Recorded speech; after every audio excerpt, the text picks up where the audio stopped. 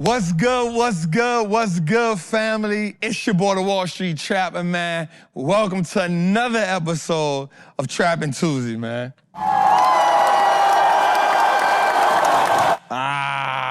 Listen, man, before we get into the show, man, I just want to tell each and every one of you how thankful I am of you all, how thankful the team is for you all. Man, truly, without you all, there is no us. There is no Wallstreet looks like us now. There is no turning our last names into an asset. There is no mantra.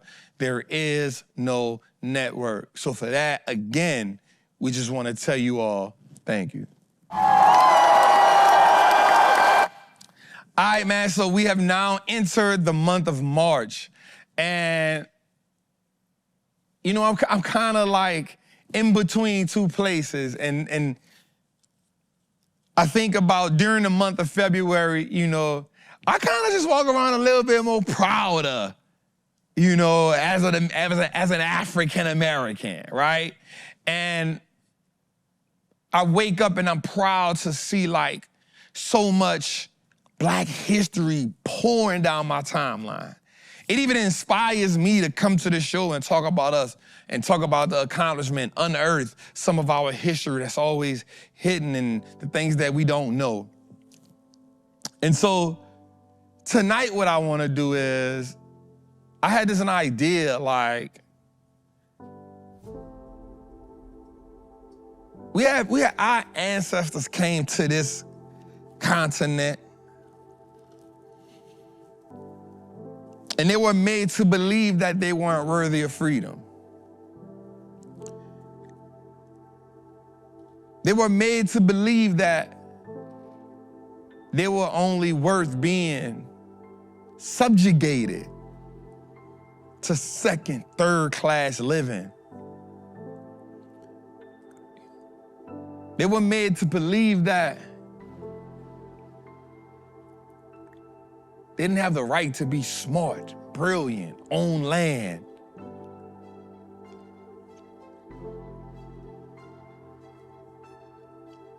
They were made to believe that they weren't worthy of the same life as those who oppressed them. And I look at today and I see the things that we fight for daily. The things that are written on the Constitution: freedom, justice, equality, that all men are equal under the eyes of the law.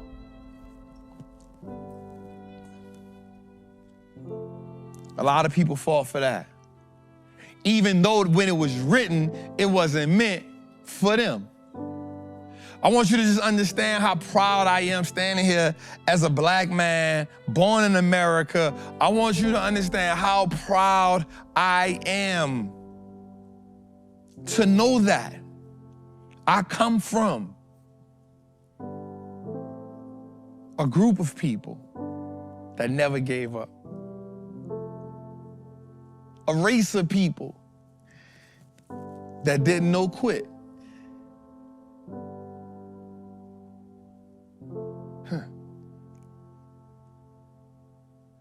While put in some of the most inhumane living conditions and circumstances, being treated worse than some animals are treated, they still somehow inside of them fought for what they believed in, for a vision. They fought.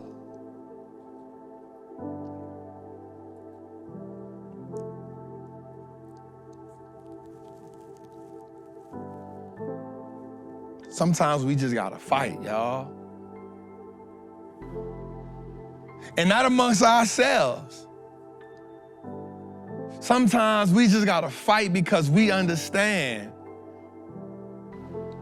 that where we're going is greater than where we at.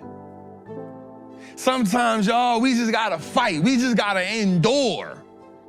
Sometimes we gotta bleed. Sometimes we gotta get scuffed up. Sometimes we gotta face the fear because we know the future is promising.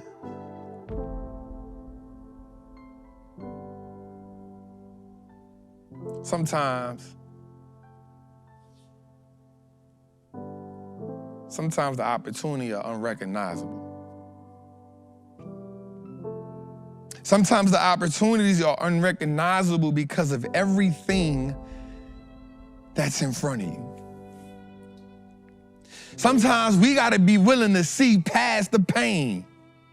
We gotta be willing to see past the circumstance. And not just for ourselves. I think about some of the fights that I'm having right now. Not fights with people. The daily fights that I tell myself that I'm worthy of it, but also that the people behind me, they are worthy of it. That there's a group of people that's gonna come from my bloodline that I will not meet, that I will not get to see, but they will be beneficiaries of everything that I'm doing now. And that makes me smile. That gives me hope. That gives me courage. That gives me joy.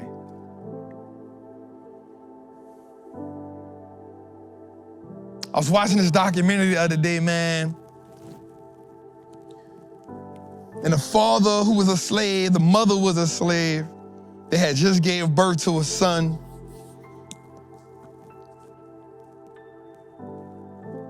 And the overseer came into the cabin. And he tried to take the wife.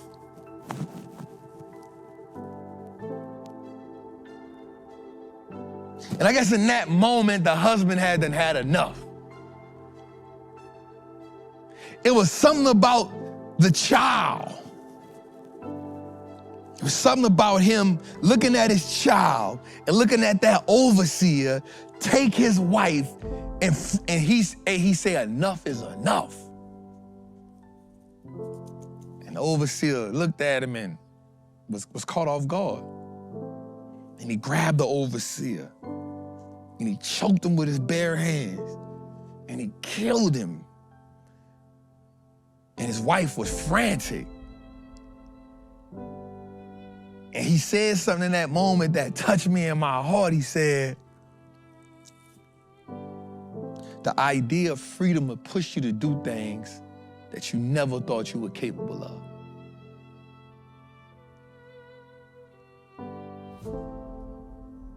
So it wasn't really about the overseer. It was an unrecognizable opportunity. He was triggered to triumph. It was that one moment that he decided, no more. And he took his wife, and he took his kid, with everything they had, and they left. And it took him 9 months, but they got free. They slept in swamps. He killed hogs, he killed snakes, he killed rabbits, he killed coons, he ran, he even killed 2 other slave catchers. But he was triggered for that triumph. Because he told himself, you will not take my wife in front of my newborn child.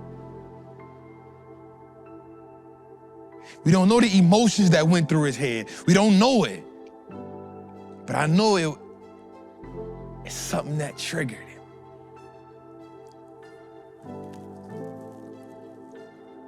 And so today I ask you, matter of fact, not ask you. Not ask you. Today, I demand you. I demand that from this day moving forward, you say no more.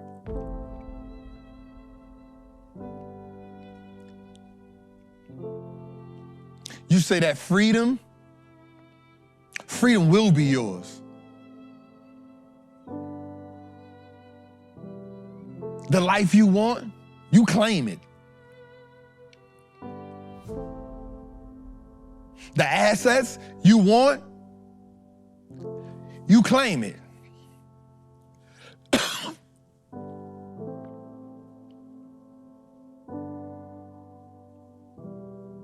Things get a little muddy sometimes.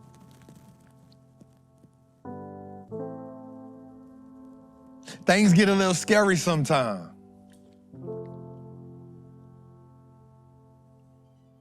When the market is falling down, everybody gets scared. When the market is bleeding red, everybody gets scared. But there's a few of us that stand tall in it. And we understand that this is an unrecognizable opportunity. We understand that everybody won't see the moment because while the nooses have changed, the shackles have changed, fear is now what imprisons most people. Fear is now what anchors most people. It's not the lack of education. Because I'm going to be real with you. You will learn a lot while you're in pursuit.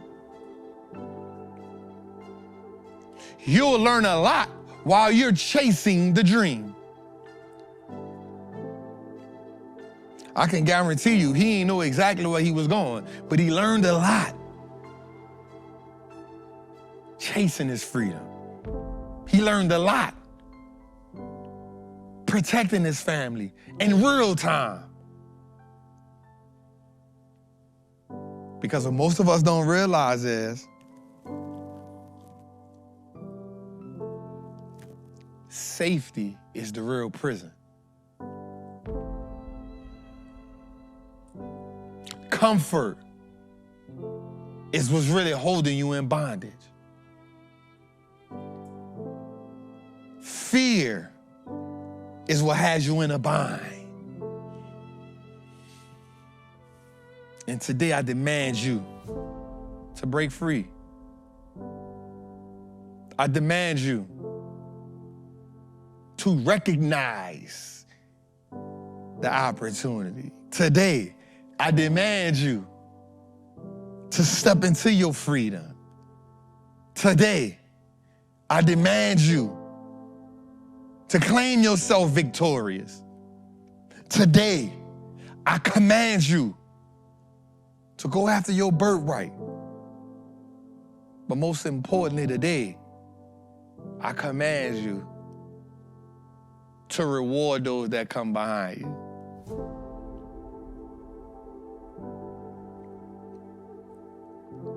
To reward those that come behind us. We do that by recognizing the opportunity. We do that by seizing the moment. We do that by knowing how important our current sacrifices are. The wealth game, it's a game that doesn't just change one life. It changes a bloodline. It changes a lineage. That's why so few play it. Because that change comes with chaos. That change comes with crying. That change comes with calloused hands. Because freedom costs it all. Freedom is worth the fight. Freedom is your destiny. So today, I demand you to recognize the opportunity. It's your boy, the Wallstreet Trappin, man. Episode 133, man. Let's go, man. How we feel, dog? Man, how we feel, dog? Ain't this, what is Fat Tuesday? Come on, man. Oh, it's carnival time. Everybody's having fun. Down in New Orleans. You gotta come see the Mardi Gras. You remember? Okay, come on. I only know it because Last year you taught me that. Come on, you know come on, come on. I still ain't getting no answers in regards to, shortening it. Huh? Shortening it. Shortening it? Yeah, it's like, yo, you going down to the Gras today? Don't do that. Don't do that. They remember from last Don't do year, that. We not. I nobody thought we ever left that in answered me. 2024. Like, bruh. I thought we left that to 2024. Nah, I'm serious. That's Hey, a real nobody. question. Hey, we not saying no. I'm going to the garage, bro. Say, don't. I won't let you do that. The other one is the Marty. I'm not. Hey, I'm serious, bruh. I didn't This sign like up for y'all this today. Christmas, right? Huh? This like y'all Christmas. No, it's like Mardi Gras. Oh, it ain't? Oh, okay. What you mean? Is it like Christmas? No, it's like Mardi Gras. Yeah, no. But it's amazing. All right, what does it stem from? Real talk, real talk. Oh, it's a history, bro. It's a history, bro. It's I don't know all the depths of it, but I know like, you know, there was some white Mardi Gras and a black Mardi Gras, you know what I'm saying? Initially it was like some racist stuff too, you hear me? Yeah, initially it had like some racist stuff in it too, bro. I gotta really do my research and homework, and it's one of those things, I ain't gonna lie, it's one of those things where you just grew up doing it, you hear me? And you just be like, it's a cultural thing, you know what I'm saying? But one of the things I love the most is the Zulu parade, Okay. right? Black parade, you know what I'm saying? Coconuts, titties, beads, panties. Wait. Come on. Come on. And that's what they doing out on Bourbon. Black people don't go on Bourbon Street. Black people from New Orleans. Black people from New Orleans don't go on Bourbon Street. Bro, I can tell you the last time I went on Bourbon Street. I'm not gonna lie. Black people that's born and raised in New Orleans, you be like, Bourbon? Why would we go down there? Y'all just hitting y'all hood, y'all neighborhood. No, we hit New Orleans, bro. New Orleans is a fun place, bro. You gotta help a lot of people who ain't been. You know what They I'm need saying? to go. Just go. They need to go, bro. New Orleans is like Frenchman Street is dope. You know what I'm saying? Frenchman Street would be more of a vibe than Bourbon. You just going, smell like throw up and urine. You That's looking crazy. to get robbed. You know what I'm saying? Nah, the safest time probably going Bourbon was the Super Bowl. Okay, yeah. That time going Bourbon, New Orleans is Yeah. Okay. an amazing place to be, dog. Yeah. But nah, bro, ain't nobody going to no Bourbon Street like that, man. Ain't nothing on there. But alcohol and drunk people and people throwing up and peeing and Yeah, I got a weak stomach, bro. I can't be. yeah, you got. I forgot you got a weak stomach, Bro, dog. I can't go out there and just be watching that. That ain't even my. Yeah, that ain't it, dog. That ain't the vibe, dog. Yeah. That ain't the vibe. That ain't the vibe. Nah, Mardi Gras is a vibe, dog. Like I tell everybody, like you gotta go catch Mardi Gras at least one time, dog. Like you gotta go catch like the Endymion Parade, cause that joint lit. You gotta catch, like you might catch the Bacchus Parade, that joint lit, right? But then like that Namtok Parade, that's Saturdays across the river, that thing lit. And then you catch like the Zulu Parade, dog. That's our shit right there. You know what I'm saying? You out there Zulu, you see them Indians. Yeah, man, the bands. You know, Hey, it just look, be a last year vibe. you look like you turned up. You know what I'm saying? Like Yeah, I took Jill with me. I had Alexis with me. yeah. You know, shout out to Jill, Alexis, they about to get married. Yeah, He yeah, salute proposed. to that. He proposed. Yeah. My dog next. Who? You? Yeah, I love it. for sure, man. I mean, love it. what else am I doing this for? That's what it is, bro. Building a else? family.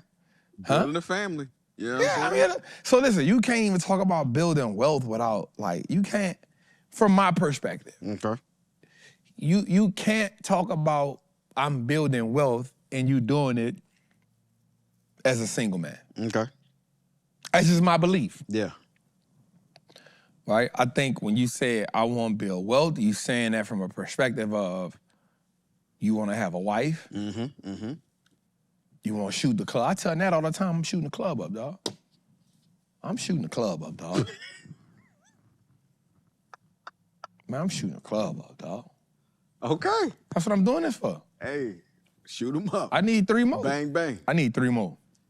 3? That's a good number. I need 4 3 more. total. 3 more. I'm 42 years old. I told her this. I said, listen, we do a year bend, Y'all. Us. We have fun, we travel. You know, I'm building my business, you building your business. You gotta move to Atlanta. I'm saying, And then sit her down for 12 years stretch. I'm like, look, once you come here, it's game time.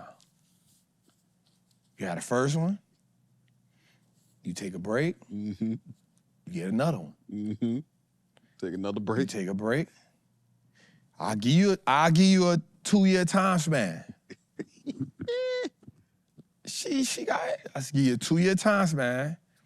You had the last one. I said, I'm gonna get you a nanny that can help you. Yep. That way you still raising her. Yep. You feel me? Yeah. Pay the nanny full time. The nanny won't move in, I ain't tripping either. Okay. Come on, we good, I got you. That way you can still be a businesswoman. You ain't gotta, I ain't got my business. You done took away my dreams and I don't wanna do that. But you gotta have these kids. Hey, look, having kids when you're already rich is a different thing to me. You know what I'm saying? Possibilities. I was broke when I was having mine. Possibilities. It's a different So type you know, of that's circumstance. what I wanna do, bruh. Let's go. That's what I wanna do, bruh. And I feel like that's the best time. I feel like I'm in a great leadership position now. Not from the people, like I personally just I feel like I understand what it takes to lead a family. Yeah. I feel like whatever type of crisis we go through, like I could get us through it. Let's go. Shout out to our people, man. Shout out people. Shout right the quick, people man. out. You know what I'm saying? On First this Fat generation Tuesday. millionaire, what's good? Amanda, what's good? Rams Fitness, what's good? Chris Carter, what's good? Nettie, what's good? Val, what's good? Cheesy Bread, I see you, family. Rob D, what's good? Oh, they're going too fast right now. They're going too fast. Max B, was good? Double R, was good? I see you. Davion, was good? Tori Simmons was good. Tamara Buchanan was good. Was it Terrence A was good? Tyler was good. Frank was good. Newski was good. Elijah was good. Ooh, they going too fast. I can't read all that, cuz. God damn. Coco was good. Max B was good. Maurice was good. But it hurt my eyes. Carolina Blue was good. What's good? Max B was good.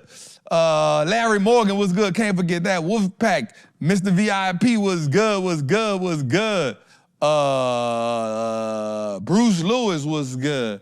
You do it better than me, bro. Cause once the joint start going crazy. Yeah, I can't see it. It's killing me. I'm trying to catch him, though. Yeah, nah, I'm trying to catch him. DC the Collector was good. Brittany was good. Tryon was good. Jerry was good. Cassie was good. Nate the Great was good. I went on the road just now. Yeah. Chris was good. KJ was good. I went on the road just now. Boy. Yeah. My eyes catching. I'm straight, though. My eyes hurt. That's good. And the lights is bright.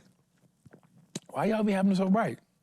You know what I'm saying? Gotta look good on camera. Y'all like that camera I feel look, right? that. The people always talking about how good it look. Like that joint, you know what I'm saying? We appreciate all our super chats. We appreciate the super chats. Right? Yeah. I love it. All right, man. How you been? I'm good, bro. And I'm proud of you, too, because you got a fresh haircut, too, for Mardi Gras. Keep a fresh haircut, dog. I get a fresh haircut, Nah. dog. Some of them you be in album mode, and I'll be like, hey, I ain't mad at you. You know what I'm saying? Well, you know. When you come with that crispy, I'll be like, my dog back. Yeah. My dog back. Sometimes I gotta thug it out. Yeah. I be thugging it. It ain't no secret. Yeah. So we here. Sometimes I gotta thug it out, man. Anyway, got an interesting week here, bro. We had a lot of things happen.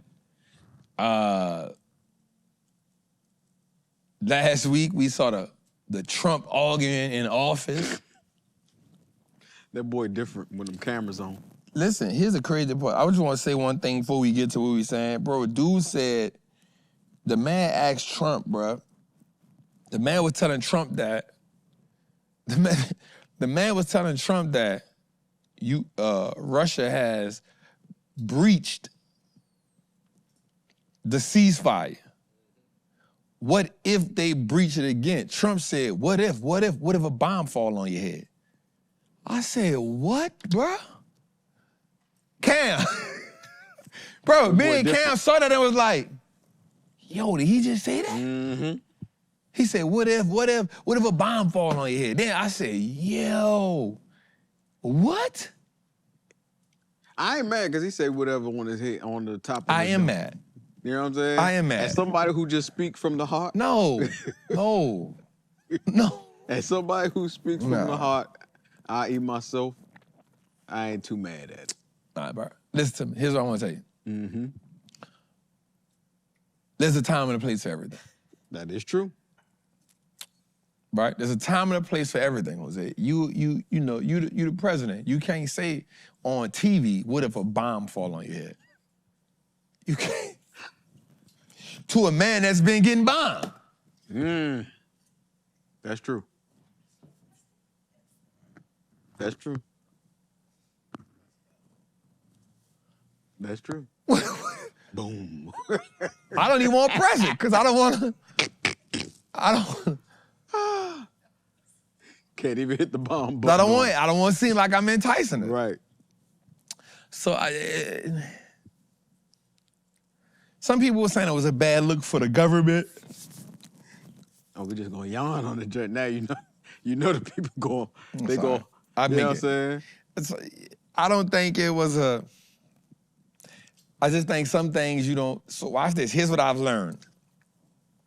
The minute you put the camera there, you change the energy that was in that room. The minute you put the camera there. That's supposed to be a behind closed doors. Yep. You know, we never get to see the president having negotiations. All we see is the going in and we see the going out. Yep. The news don't get in and none of that. Is two men having talk. And we know they come out, we made a deal, we didn't make a deal. The people not supposed to see that interaction. No, that's real. And the reason why the people not supposed to see that is, watch this, Jose. Most people aren't meant to understand politics and what it takes. Bro, let's keep it real. 80% of the people, their household ain't in order. How they gonna know what the best decision is for the country? Yep, Me included. Yeah, and everybody got opinions too. Watch this. I'm not even excluding myself. Bro, I'm not excluding myself. Right? Like, I got stuff that I'm trying to like, man, how I get this? I can't figure this out. How to do this? This building whipping my ass. You feel me? Right, so now look, trying to run a country. A country? Man, stop it. Everybody know what the right thing to do. Yeah. Yeah. I drop a bomb on Now that. we got the bomb. I drop a bomb on that, dog. It's how I feel, bro. I just don't think that. Which is why I know sometimes the government hold information from the people is to prevent panic. Right? Certain things. So here's my thing. Somebody asked me one day, they said, I was on a live that day. And on the live, the dude asked me, Trap. Because I ain't gonna lie, I was like, damn, that's crazy. Like, looking at this, I was like, yo, this is funny. Right, the dude was like, Trap, you support Trump? And I said, hey, I said, I support God. That's what I said on the live. I said, I support God. I said, but here's what I want you to know, bro. If I supported Trump, bro, I would stand on business about supporting Trump. Y'all can't scare me or intimidate me about who I... I said, if I supported Biden, I would stand on business about that. If I supported Kamala Harris, I would stand on business about that. If I supported Obama, I would stand on business about that, bro. Like, for some reason, people think that they can bully you. Bro, listen, check this out, bro. Like, if I believe in something, I believe in it. I'm going to stand on it. You feel me? Like, and so, and the people was like, damn, that is some real shit. Like, because here's the thing, watch this. We supported Biden. I'm not saying, people supported Biden. Do they think it was right for him to say the comment about crack pipes? Or if you black. Or if you black, you're not black if you you not don't black vote for me. if you don't vote for me. Do you think that's, you feel what I'm saying? What is that indirectly saying? You feel what I'm saying? So, like, we be forgetting, we be looking at stuff with or don't forget that Joe Biden, Hillary Clinton was the same people that called us super predators. Was the same people who was 100% for mass incarceration. Don't tell me it was 30 years ago, and that's just telling you they'll do whatever the moment calls for. I think if we get growth in our differences too. 100, but that's, and so essentially for me, that's what I'm alluding to in a way. It's like, bro, like whoever you, I'm saying it in a different way. Whoever you support, bro, like watch this. Here's how I feel about it. Jose, if you came to me right now and say, Trap, bro, like I really believe in Trump. I think he the best thing for this world. Bro, you my dog. Yeah. I'm gonna try to have that conversation with you. I'm gonna tell you what I like or don't like. Yep. I wanna hear what you don't like. At the end of the day, bro, you still my dog. Yeah. We don't gotta agree. I'm about to say the issue, they look at it like it's religion. Bro, they don't even, bro. Because watch this. I'm gonna tell you what's different than that. Bro, this is about to be crazy. I'm cool with people who don't believe in God. Right. I got some people I'm real cool with, bro. They don't believe in God. Well, if they got a different God. So, and I just be like, bro, check this out. That between you and your folk. And that between you and what, cause listen, what I believe in God. Right. And here's how I believe in it. If I die, well, when I die, and I meet God, I can say, hey, I did the best I could with the time I had. There it is. If I die and we figure out that there ain't no God, guess what? I still lived a good life. Because believing in God helped me be a better man. A better person, yeah. You feel what I'm saying? Yeah. And I just personally feel like, bro, like we find so many things to be indifferent about. Then to find things on social media. Yeah, bro, like, I don't know, but yeah, that's just how I feel, bro. Yeah. I feel like that. I'm like, bro, like, I don't care. I don't care. I don't care, bro, if you're a Republican or a Democrat, bro. You got that right. Guess what? You know how many people died for you to have that right? That's a whole nother conversation right Man, now. you had that right, fam. I'm not, as long as you ain't over here just talking crazy and stupid, and I'm all right with that, bro. And that's just me, bro. You know why? Because I try to find less things to be stressed about or pissed off about at this age in my life. Yep. I try to find more things that can make me and you come together than more things that can keep us apart, bro. So it's God, it's money, it's family, it's exercise, you know. That's, bro, what's up? Therapy. You know what I'm saying? That's what I want. So anyway, bro, how you doing, bro? Nah, I'm good, bro. You know how people be. You know, let's get to the stocks. You gotta get to the mantra, man. We got our mantra, man. I forgot about. We can't get to the stocks without the mantra, dog. Right. I'm slipping. Come on, man. Let's get it, man. Let's get in there, Jose. Hey, bro, you know what I be liking, bro? Like, we really be, what kind of show we starting off, dog? The tone. Yeah. This is what I say. It's our show. You know it's what? It's our show. Yeah. Get to do what we, and our people. Yeah, we own this building, cuz. Yeah, it is. It's a beautiful building.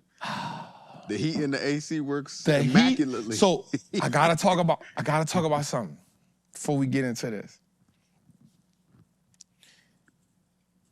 If anything ever go down, we got a sanctuary, cuz. Oh, you talking about on some apocalyptic type end of the world? I told you I'm watching, what's that show? 0 Day. 0 Day. I watched episode 1. Paradise. How many episodes is it? I don't know.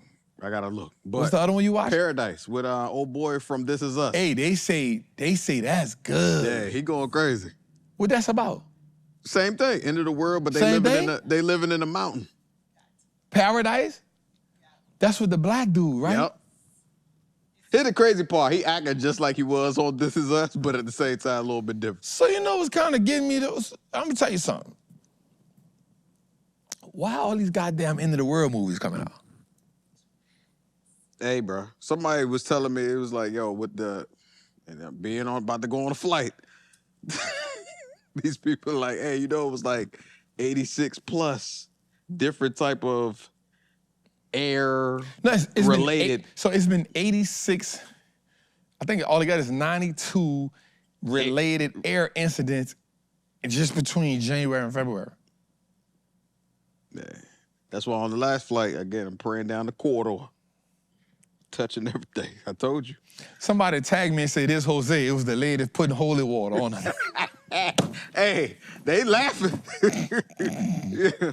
But when I land, Somebody hey, tagged me, the lady threw the holy water on the door, cuz I said, Lord. Hey, look, they gonna call me corny as soon as we land. We clapping. Wow, that's good, bro. Like back in the day. We landed. Damn. They only clap when it's turbulent. Let's get to the bathroom. Let's get to the mansion. Let's go, man. I am a certified Wall Street trapper. I'm confident in our ability to make great investments. The stock market is a machine that prints money, and I am more than capable of operating this machine. Not only will I free myself, but my family will eat for a lifetime based on the information I apply today.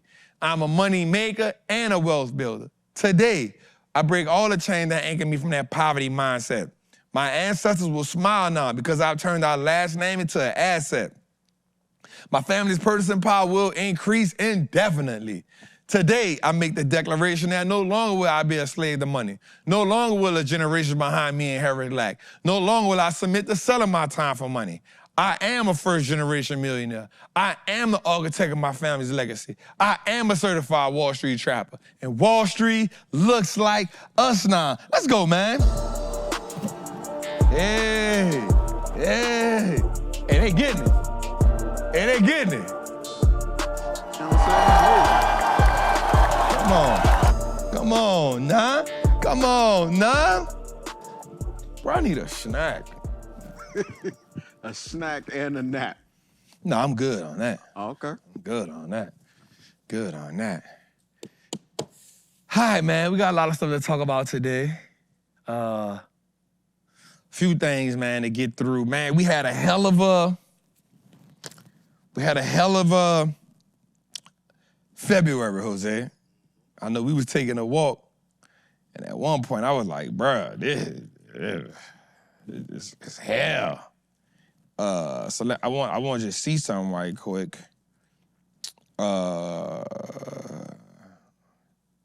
So February ended, the S&P 500 was up 0.75%. Right? The S&P 500 was up 0.75%. The QQQ is actually down 1.19%. So 1.19%, Jose. The QQQ is down, Jose. And so far, just so far, the Freedom Index is up 3%, Jose.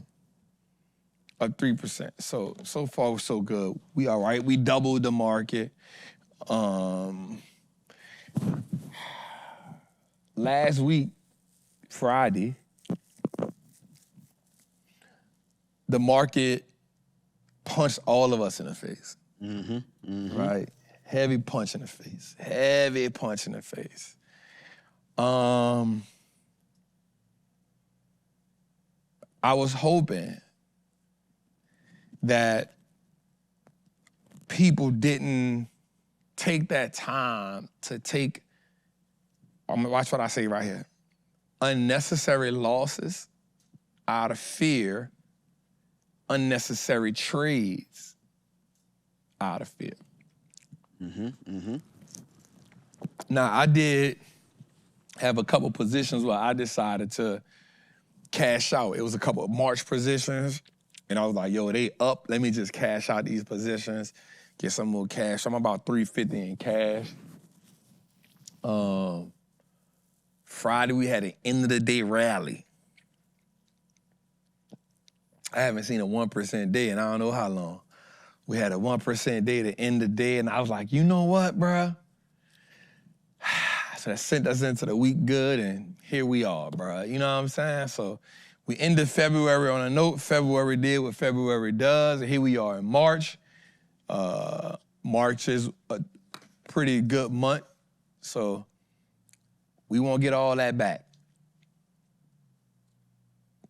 We won't get all that back. Yeah, let's go. What is historically with March? March is like a 1.1 month. 1.1. Usually get 1.1% return. I should have had that graphic. I'll get that made for next week. March is definitely a up month. We got a lot of things to be worried about, though. We still have trade wars is gonna be a thing. Trump literally said he gonna put an extra 10% tariffs on China, and China said, you put an extra 10 on me, I'm back doing you with it. Okay, shout out to the squad. Well, I don't want to show that one because we're in February. Oh, we're yeah. in March now. Yeah. Right. So I'll get That's the old J, yeah. Yeah, I don't, you know. But great job. Great job. So that's gonna be scary. Here's what I believe. I believe that in the short term, terror's gonna hurt. In the long term, it'll be beneficial. So here's what I mean by that. In the short term, the people gonna feel it. You're gonna feel it right now. You're gonna feel it right now because everything already high. And here's the thing about everything being high already, like price is not gonna go down. Right, we'll never pay $25 for a bag of chips again, 25 cents for a bag of chips again.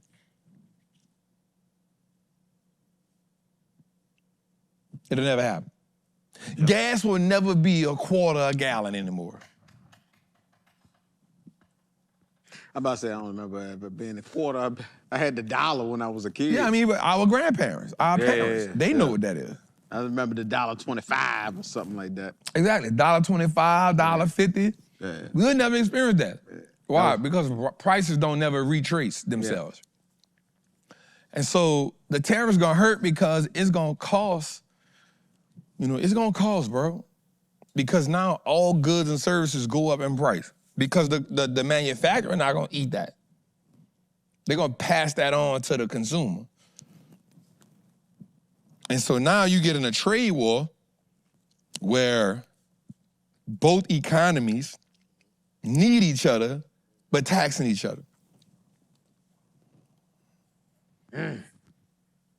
They both need each other, right? China needs America, America needs China. Because we still don't produce everything independently. Right. So it made me think, where is that end? You know what I'm saying? Like you said, it's gonna hurt in the beginning. So one of the things I heard one of the people talk about when Trump was on the TV was with the guy. He said there has to be a sense of the key word I love that he used, diplomacy. There has to be a diplomacy. Now, it's something that Trump did say that I was kind of like, oh, okay. He said that Europe is misusing America. He said Europe is misusing America because there's a vax tax, which is a foreign tax. They're using that as a tariff on all American cars that come to Europe, but we don't charge them what they charge us to put. They sell more cars in America than we sell in Europe. Okay. Right? They sell more foreign cars in America than we sell American cars in Europe. He was like, bro, we're not doing that.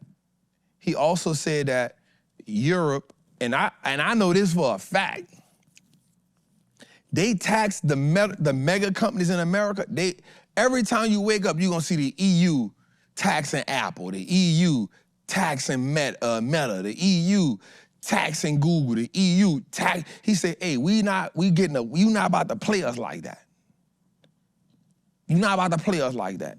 And he said, what happens is there's nothing, and I said this a long time ago. I said, Apple, Microsoft, they've gotten so big, now that you can't have a rule book for them. You gotta set the rule book when they're young. You can't set the rule book for them now because they're already in motion. So now what they do is just randomly be like, hey, yeah, you going against the code right here. It's a suit. And so they wind up kicking out $20, $30 million, but it's the people pocketing that, the government pocketing that. So I did agree with him on that. I was like, yeah, you. But at the end of the day, he like, nah, we straight. So that's gonna be interesting. Because again, I saw a report the other day that said the Mexican president said, "Hey, we willing to do this to make up for that, not to get more tariffs." Bro, them tariffs hurt. They hurt, bro. I thought at first, again, as I'm learning, and I know a lot of people are, I thought it was like, oh, this the end all be all. This the solution. What, the tariffs? Yeah, but then you Why did you think that? Well, I mean, because first off, this is me new to this space, me new to the vocabulary, right? I wasn't hearing about it before. And I was like, okay, yeah, tax them. You know what I'm saying? That money come back home. Mm-hmm. But if you talking about they on some tit for tat. And here's the thing. You kind of had that right. Yeah. But what happens is like, y'all already getting over on us. Y'all already charging us for this, that, and that. So it's gonna be interesting, bro. But here's the thing, why I kind of understand why. Is because America, we are spending 120% more than what we bring in, right? That's the GDP. Ours is at 120. So we spend 120% more than what we bring in. You gotta find other ways to bring in income. Yeah, that's real. The country has to find other ways to bring in income, especially because they had a thing that just came out that said Americans are saving more money. And then also with things going up in prices. So, you need the American consumer to spend, but things are getting tight. And again, America is spending more money. We got defensive deficits. That's why they're trying to fight. That's why they talk about firing so many people from the government. They say, yo, we can save billions of dollars doing this. You know what I'm saying? Is they right or I'm not saying they right, but I'm saying like, that's where it's coming from. Anyway, let's keep going, man. Let's get into it, man. Let's get to our show, man. We just had a whole conversation, bro. Right. Now, bro, this blew my brain the other day when I saw this, right? Oh, yeah. Citigroup credited a client $81 trillion when it meant to only send $280. What would you do, Jose? Like I said, I'm taking pieces out. You know what I'm saying? I got multiple banks. I'm gonna have to figure out. I'm gonna call some of my rich friends. Like, hey, what's up with them Swiss bank accounts they be talking about in the movies? But they probably noticed that within a day. So you ain't had time to. I mean, I'm gonna take. Hey, you talking about 81 trill? I mean, if I took out a couple 50, 100, they ain't gonna. I'm trying to go get an M out that bit. I think they'll notice an M. That's my money. It's my money and I want it now. Like, bruh, I don't know. I'm about to say, every time I seen the mistakes like that, they like, hey. I'm going to Cuba. I hit him for the M and then you go to Cuba. You don't hit him for the M and stay. You got to hit him from the end. You got to. But you a Riverdirty. That's a fact. An M ain't gonna get you long out there. Boy, M in Thailand, you live forever. Why you can't? Don't give it back to him. Okay.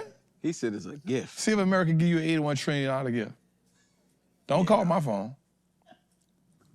I'm not picking. This Sean. No, this ain't. Trap, pick up this Sean. A gift. He's like, hey, I don't even want them people to know you know me. re-gifting. Right. Coming after me. Yeah, hey, Trap, this Sean. Call We're us sorry, daddy. the caller has blocked you. Nah, bro. Nah, bro. You hit them folk for 81 trillion. You live on that on your own, brother. But the fact that it was only 280 was supposed to be sent is wild. I'm trying to figure out how you mix up 280 and 81 trillion. That's a lot of zeros. That's a lot of zeros. Like, yeah, girl.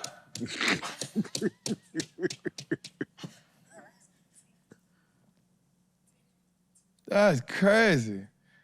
81 trillion, that's what, 12 zeros? Yep, because 9 figures is 100 bill. Yeah. That gotta be 12 zeros. Damn, make that mistake for me. No, matter of fact, no, don't make that mistake for me. I'm badly out here making it. 12 zeros. Yeah, you must have just put 81 and... Or, no. You know how it be when you drop something on your keyboard? It's jam. That's what it was. They hit the little brrr. But she just pressed enter? Yeah. That's crazy. Anyway, let's go a little further, man. God, it's crazy. All right, Jose. A week full of deals last week, Jose. The NASDAQ down 5.25%. The S&P was down minus 2.64%. And the Dow Jones was down 0.49%, Jose, all in 1 week, bro. That was a deal. I want to match that with something, too. We should have a graphic that said yesterday's price ain't today's price or something like that. He didn't send out? Yeah, so here's what I want to show people, right? So watch this. So the GPSX, which is the S&P 500, the DJI, which is the Dow Jones Industrial Index, and the IXIC, which is the NASDAQ, are all below where they were last year. Bro, I've never heard those acronyms. Of course you haven't. That's why I'm trapped. That's why I'm trapped, bro. Y'all heard them acronyms? I stand on them by myself. You know I stand. That's why I'm trapped, cuz. I'm just saying. Okay. I go get the data for the people. Right? So, now, Friday, the IXIC did raise 1.5%. The GSPC did do 1.6%. The Dow Jones did finish at 1 point. They all rally at the end of the day Friday. But last year in 2024, look where the Dow was. It was, the NASDAQ and the S&P was already above 6% last year this time.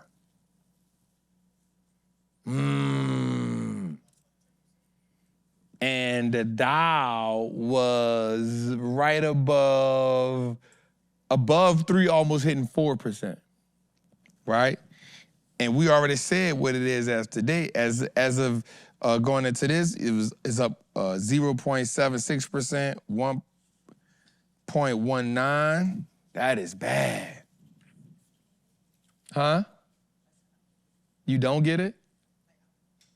All right, so if you look at the chart, I'm glad you said that. So in 2025, the IXIC, which is the NASDAQ, is down, it had hit down, but it's going up. But it was down, at the point of this, it was down like 2%, 3%, right? That's 2025. The S&P was barely up past 1%. You see it? So the S&P is GSPC, and then the Dow is up, somewhere around 3% when this came out. But now, if you go to 2024, you see the NASDAQ, the IXIC was up above 6%. You see the GSPC was up above 6%, and then you see the Dow Jones was up above 3% last year. All down this year. My question is, what do we think of that? Let's see it in the chat. I personally think we probably get a 10, 11% year this year. Huh? But it's better than what we've been getting. I'm not gonna say that. It's the average. I think we'll get an average year this year. I don't think we'll get a 20, 30% year this year. I think this year we'll get an average. I think we'll get an average year this year, man. Anyway, let's go a little further. So, tech wreck or tech check? So I wrote this because I want y'all to think about something. We saw the deals that they had going into the week. Let's look at this right quick, right? Ask yourself this. So, year to date, Google Alphabet is 18% from its high. Microsoft, and this was as of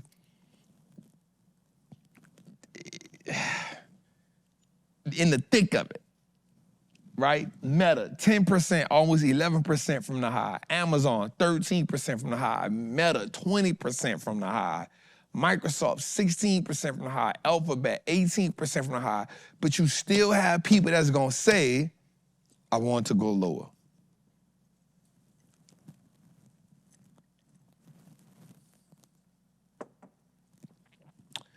These stocks are 10, 13, 20, 16, and 18. Great stocks. I like all of them. I own all of them. Tech wreck or tech check? What do you say? Ask the people in the chat, Jose, is it a tech wreck or a tech check? I think it's a check. You buy these great companies. How could you turn that down? How could you turn that down? I can't turn that down. I gotta go get that money, man. Gotta get the money, man, still the same. Gotta get the money, man. Gotta get the money, man. Come on. Gotta get that money, man. Come on, Genuine. I can't get no backup singer or nothing. I don't know that song. I made it up, bro. Oh, see, But it's I'm Bone thinking it was Thugs like and Bone Home. Thugs. But it's the Bone Thug. Yeah. But it's a part of, it's like what they, it's the thug is wrong is wrong. You heard that before? Look at that, it just made me. East 1999.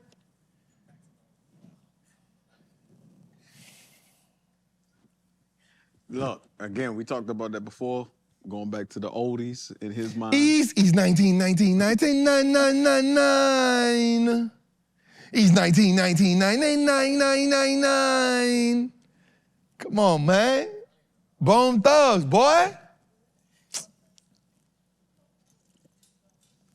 That man say he just heard Thuggish Ruggish Bone, and I asked, he just gonna follow that sense of who is Bone Thugs and Harmony. He said he know the song, don't know the. Frustrating. For everybody asking, that was my son. He's 22. Flush it. Wait, you can't flush Jose. Yeah, it's just your offspring. I fought you, bro. How he don't know? You ain't grow up singing that to him? It's the Thuggish Ruggish. Wake up. It's the first of the month. Get up. Got them checks and get up. And I miss my Uncle John. Come on, man. Hey, look, people go on me because I wasn't really a Bone fan.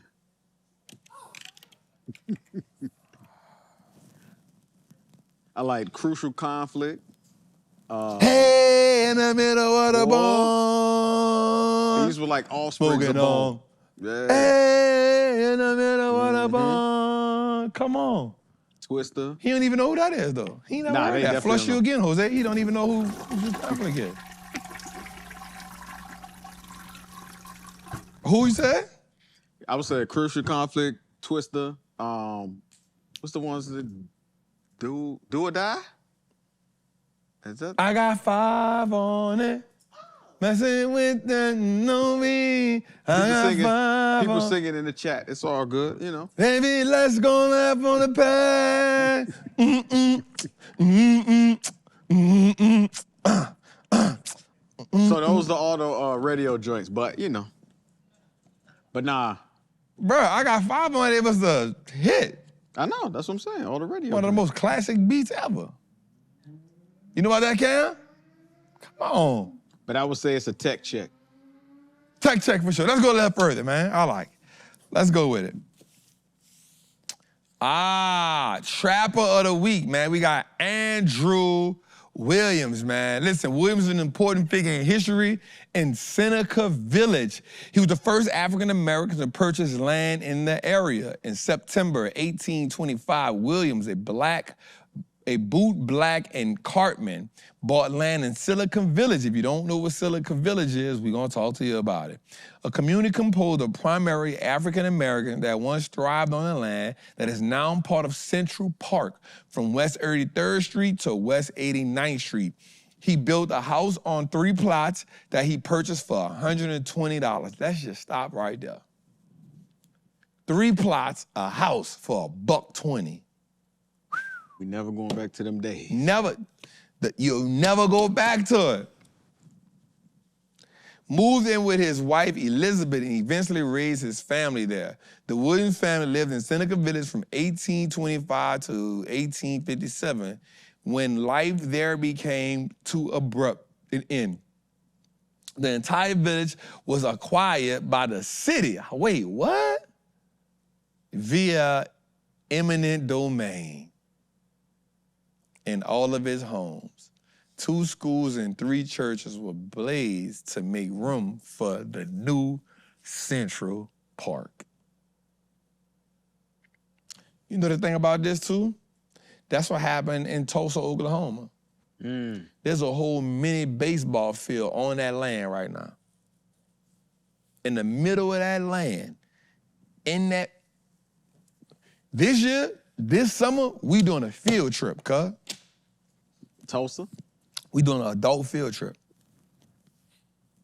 I like it. I like it. Get some history. Because I still got the connects down there. I like it. Let's roll that beautiful bean footage, man. This is Central Park. It's an iconic part of New York City, a piece of nature tucked inside Manhattan. If you've lived in New York or even visited, you've probably been here. But there's a part of this land story that visitors will never see. It's the story of what was here before the park and the community that was destroyed to make way for it.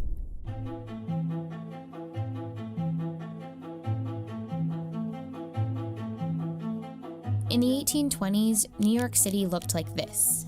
Most people lived in this area, Lower Manhattan. Pretty much everything above it was yet to be settled. In this map, you can see how different the geography was. These little lines illustrate what used to be hills in Manhattan. This was the countryside. Downtown was the opposite. Lower Manhattan was dense and crowded. A few small neighborhoods were home to many of the city's poor whites and immigrants, and also to much of its black population. This document shows the number of slaves in New York State. You can see how it went down gradually, from 20,000 in 1800 to 10,000 in 1820, and finally to just 75 in 1830. That's because in New York, slavery wasn't abolished all at once. Instead, it was ended over about 30 years. And as more free black people joined the workforce, racial tensions rose. The people who were enslaved were now in competition with people coming over for jobs. That tension led to violence, and Lower Manhattan became increasingly dangerous for free black people. Then, in 1825, plots of land started to go up for sale here, uptown. It was a way out. A black man named Andrew Williams decided to buy 3 lots. You know, word gets out, black people seeing other black people and saying, oh, there's a little bit of a community developing here. Maybe we can just fold into this community. So they start to move in. After Williams, more lots filled up with Black families and churches. And it was here, between 82nd and 89th Street, that the community of Seneca Village was born. Moving up to Seneca Village offered Black families an affordable, safe place. It also gave them the chance to vote. Black men could only vote in New York if they owned property. Over the course of the next 3 decades, the community grew to nearly 300 residents. Records from the census show that they were laborers, domestic workers, waiters, and shoemakers. And they built dozens of homes, 3 churches, and a school for Black students. Later, when Irish and German immigrants started moving into Seneca Village, it became unique for another reason. It was an integrated community. It seems that people of all ethnicities were likely getting along based on the church records that were here. Among the documents are evidence that some white and Black families attended baptisms together, were buried next to each other in the same cemetery, and intermarried. The people who lived in this area were individuals who were trying to find a new way of life. Over the next 3 decades, the population of New York City nearly quadrupled. Lower Manhattan could no longer hold everyone. The city's white elite were worried that the entire island would be consumed by development. They said it called for the necessity of a city park to give lungs to the city. This came out of the elite being able to start to travel to Europe, and they see the Champs-Élysées, and they see Kensington Park, and they think that the city deserves to have a park of that stature. On July 21st, 1853, New York set aside 750 acres of land to create America's first major landscaped public park, the Central Park. But the proposed area for the park included Seneca Village, along with thousands of other lots of land, home to about 1,600 people. In order to facilitate the park's development, the city's newspapers started to downplay who really lived there. They really described these people as living in shanties and shacks. People of debased cultures were living off the land. But that wasn't true. In 2011, Cynthia and a team of archaeologists excavated in the former Seneca Village site.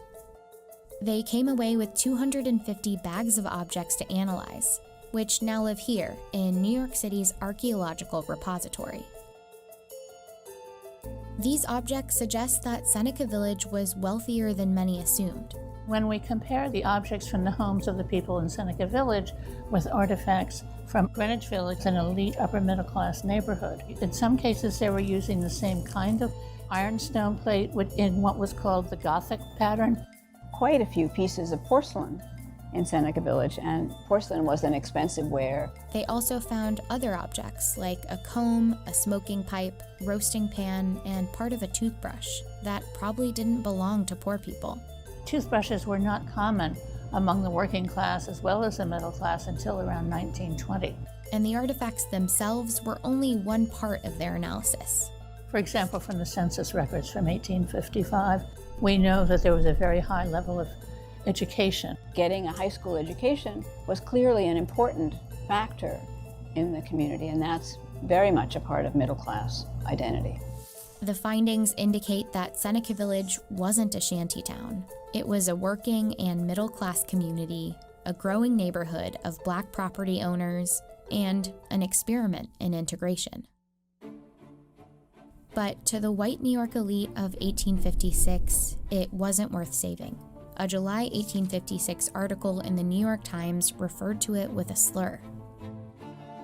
The Ebon inhabitants, after whom the village is called, have been notified to remove by the 1st of August. Many residents fought to keep their land by filing objections to their forced removal, but Seneca Village, along with the other settlements on the land for Central Park, was seized and destroyed. In their place, the city made pathways, built bridges and arches, and planted thousands of trees. Central Park was done, and Seneca Village was gone forever. We can't imagine New York City without Central Park, but I'm finally grateful that the recognition of the pre-park history has emerged. Today, New York is starting to reckon with this part of its history. An exhibition with information about Seneca Village is temporarily up in the park. But the real legacy of Seneca Village is a story that's repeated itself again and again in cities everywhere. Land, property ownership, that's how you get wealth, and you pass wealth on from generation to generation. But you're getting a bulldozer that comes through because a new highway has to come through, or a new hospital or development site has to come in. Seneca Village was no different. It's time that we own it, and we come to recognize that there are these great stories that live beneath the surface of the park. It's not just African American history, it's just American history.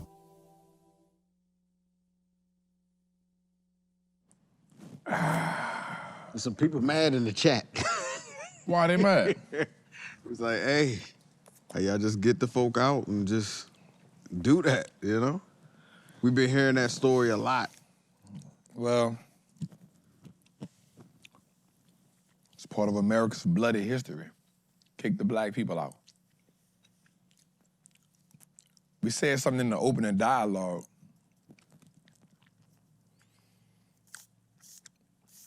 That kind of coincide with this.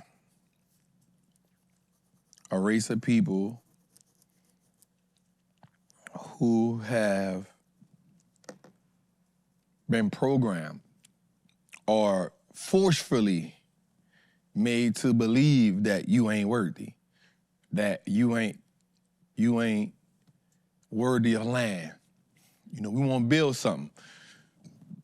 You know, right now, you know, in Tulsa, Oklahoma, bro. Like, as historic as that place is, how you let somebody come build a whole minor league baseball stadium right there? That's historic.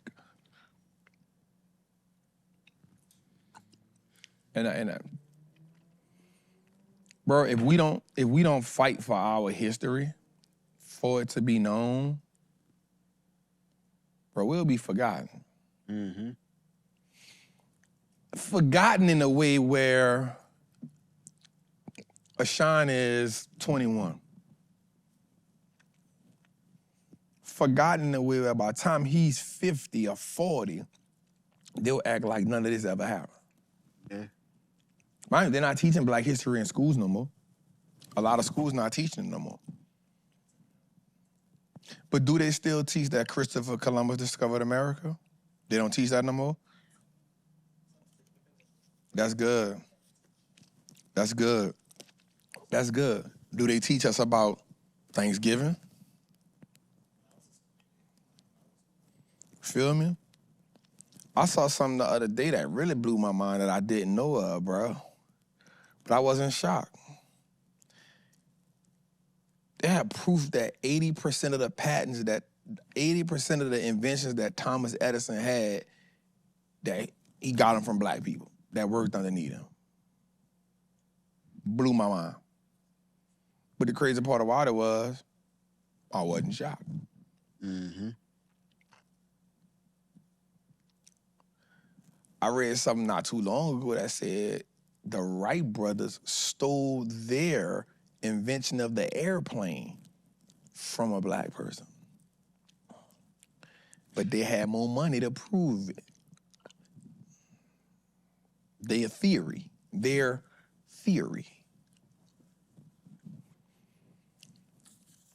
That's why I always say, and it don't be from a bad place, but it's always, we gotta get our money right. When you get your money right, bro, they can't take you out of history.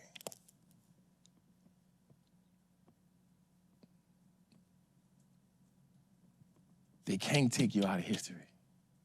I looked at another video, Ray Charles was talking, and they asked Ray Charles about Elvis Presley. And Ray Charles said, how you want me to say he the king of whatever when he ain't did nothing but stole everything from somebody else? He said, when that's black people music. That's black people muse. He he took that from this person. But if this person do it, then you say, but when he do it, and that's been the story. And I think it's important for us to consistently understand who we are as a people, what we come from as a people. Don't wear the hurt on your sleeve, wear the pride on your sleeve. Most people wear the hurt instead of the pride. Bro, I'm proud to be a black man. So any room, I was talking to my dog Travis on the phone the other day. I was in the gym. And I say, bro, you know why? I said, it's something about working out that just make you feel good, bro. Like it's a different level of confidence. It's a different level. And we both said the same thing. It was like, you feel that strength, like. And I said something to him. I said, one of the things I truly worked on was walking with my chest up, with my shoulders back, and my head high. I said, that don't got nothing to do with working out. I'm just proud to be a black man in America. I wouldn't want to be nothing else, right? Because that strength, that resiliency, you might look at me and try to take advantage of me in the moment, or take advantage of me because you feel like I don't know something, and that's cool. Even with this building, bro, like I'm learning so much in real time. Bro, like you may think, a person may think they're getting over on me right here, but I promise you, bro, like I'm learning. And I don't get mad at it, because I be like, hey, bet, it'll never happen again. Hey, that'll never happen. I'm okay with that learning curve, bro. You feel me, bro? And I just think it's so important, bro, that Shatora just actually said, like, how could we do that again? First thing is, we gotta stop letting petty shit get in the middle of us. That's the first thing. That's the first thing. Right? Like, what if bruh saw the neighborhood, he moved there, somebody else black moved there, would he be like, yeah, I don't want y'all over here. Y'all following me. Look, I'm the first one that lived over here. Bro. We gotta stop letting petty stuff. We don't even know how to not let petty stuff get in the way. Progress gotta first start with like a understanding that, hey, we on the same struggle, fam. We got the same fight here, bro. We got the same. You line us up, I promise you, bro, they ain't gonna know, hey, they'll mistake me for you any day. Bro, you know how many dudes in jail, bro? I know for a fact, bro. Mistaken identity. And the crazy part of this, it ain't even mistaken. It's y'all all look alike anyway. Like, bro, my DNA ain't match, such and such ain't match, such and such ain't match, but they said it was me. And bro, you gotta fight for that.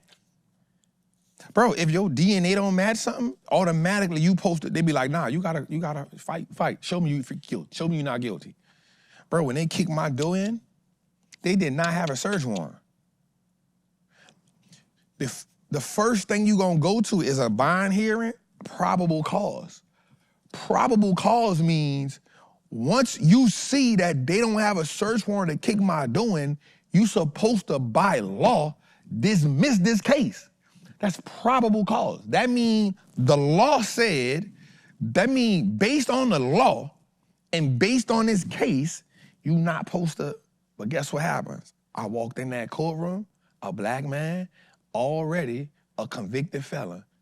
Prove to me you innocent. It says innocent until proven guilty. But when you black and you walk in that courtroom, you guilty. You gotta prove that you innocent. And you know why most of us can't prove that we innocent? Because we don't got that money. Yeah. We don't got that money. Bro, my lawyer, that boy cost a grip. That boy cost a bag, bro. I was fighting 2 cases. I was already on bond for 1 case. I was already on bond, bro.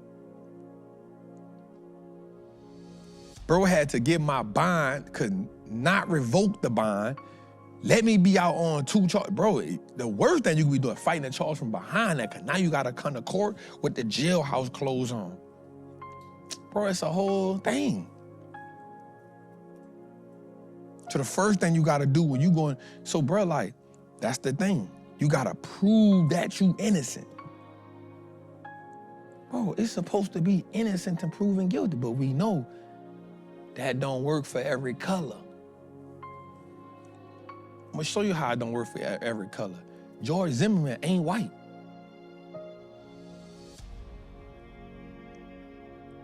George Zimmerman ain't white.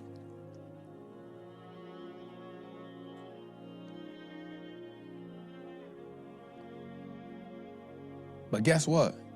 In America, bro, that black life is at the bottom of it. And I don't got nothing against my Hispanic or Latinos.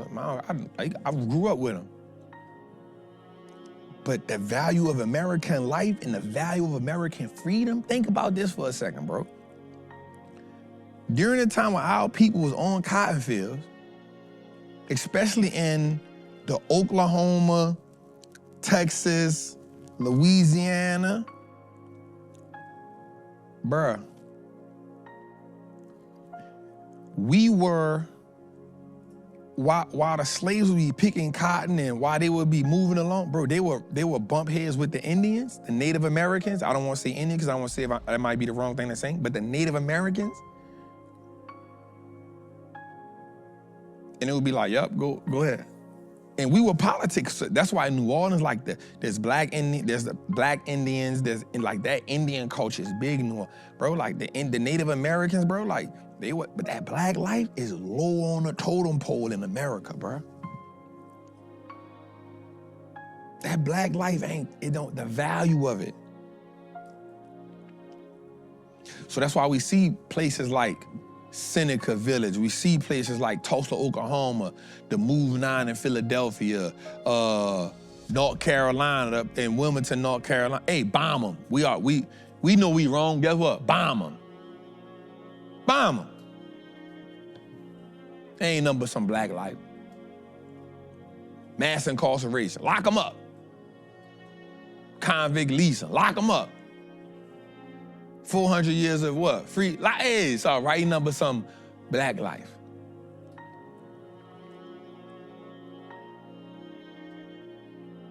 So we gotta start understanding like, yo, we worth more. Nothing against no other life, but guess what I'm about to say? This might hurt some people feeling right here. Black people have been the greatest asset in America since the minute we got here.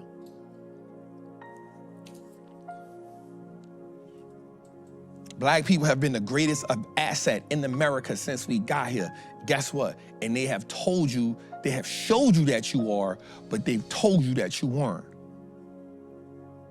They say you lazy. Ain't no lazy man and woman gonna pick no cotton fields from dark to dark. Can't nobody lazy pick no cotton field that long. I don't care how enslaved you is.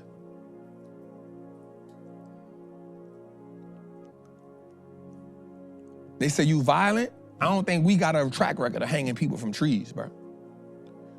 We don't got a track record of whipping people 100 lashes to the back.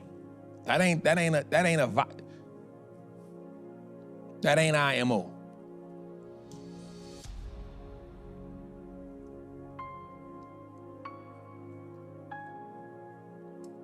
Right, and we still got that same, like, bro, who we are in our DNA is who we are. We got some, but bro, it's in us to be. That's why us, the Native American people, right here was like, hey, bro, like we don't even comprehend that type of violence out the gate like that, bro.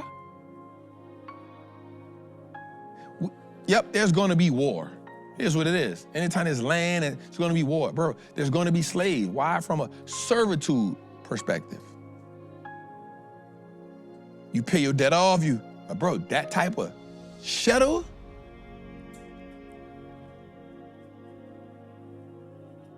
So how do we get back there? That's why I call the stock market the Underground Railroad, bro, because financial railroad, bro, because I feel like it's the easiest way for us to accumulate wealth.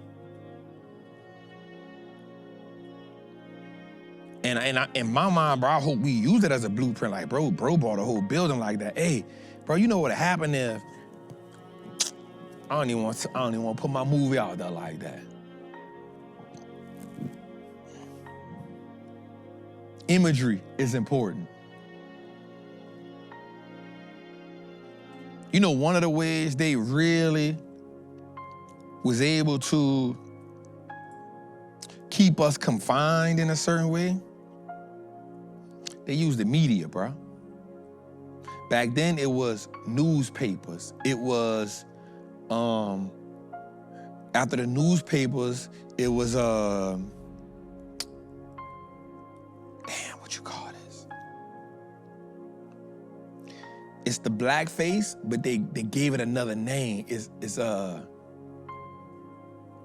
blackface was another name, and it's on the tip of my tongue, bro. And they used that to paint images of us.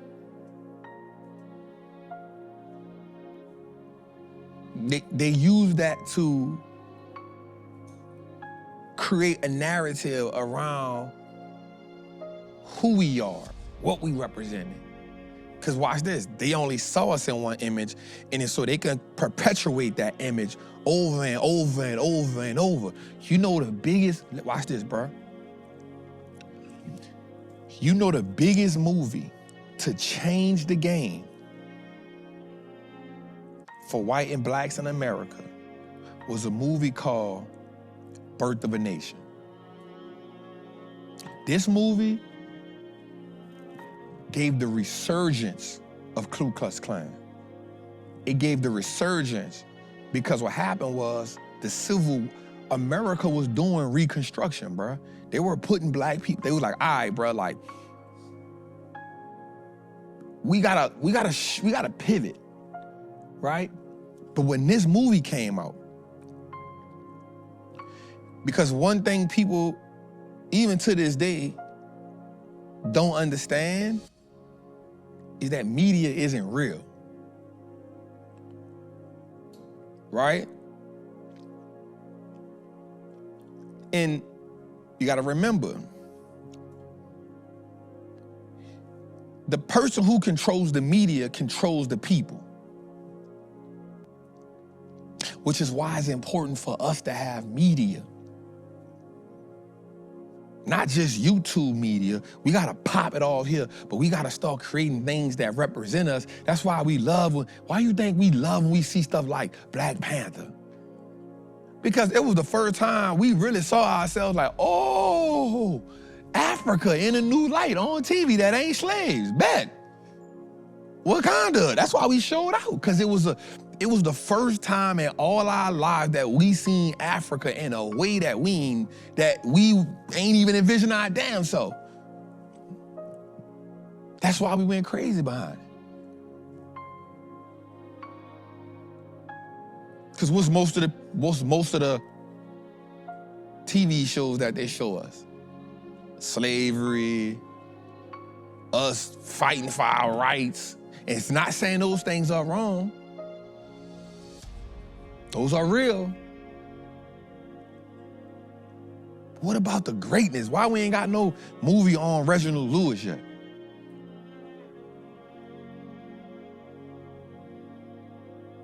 Why we ain't got no movie on the dude who really created the stuff that Thomas Edison did? Why we ain't got no movie on Black Wall Street yet? What a movie about Mansa Musa? What a movie about, you feel me? Watch this.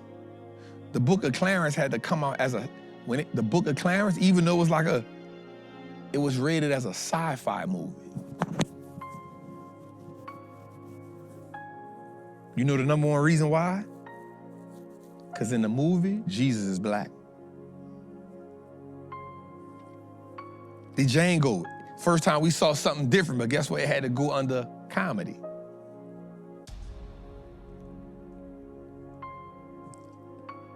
You feel me? Nat Turner, the minute he named the movie Birth of a Nation because he was representing something else. Guess what? The minute he dropped that movie, your boy Parker, what happened? They put the rape charges. He come out with some charges about him raping. Wasn't even real. Anytime we are positioned in an empowerment role, bro, you know why? Because we don't control the media.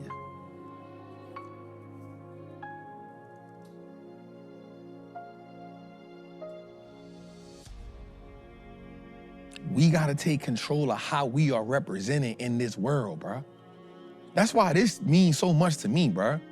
That's why I ain't just throwing this together, bro. That name on this building, the Freedom Center, bro, that means something to me, bro. And watch this. I love the fact that it's a big white building.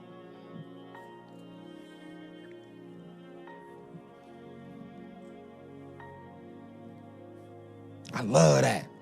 That's a triple entendre.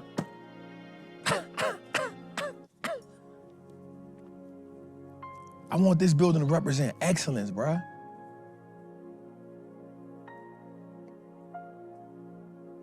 Because when you come here, I want you to be like, oh, okay, yeah. I just told you that walking around here today. I say, bro, people don't know, like, this building whooping my ass. But bro, I'm so proud of it. Because freedom ain't free.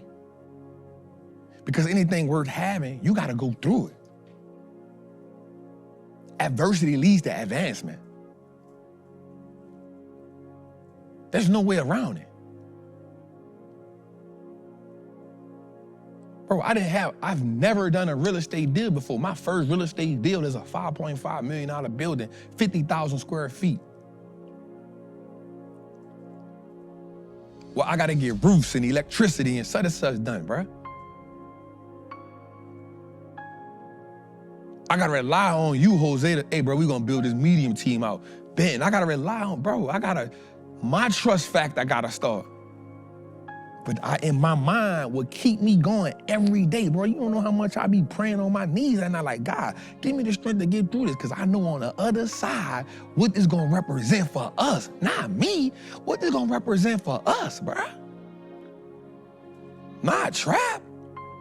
Bro, listen to me, bro. I could have easily just kept my money playing with the market and been good, bro. I could have kept renting a space for 6,000 square feet. Okay, got a little frog, it's 10,000 square feet. I'm good. Low overhead, don't try to grow the team. Don't try to get 100 people with drives. I could have did that in a little 6,000 square feet building and been cool with just what we doing here and been perfectly fine.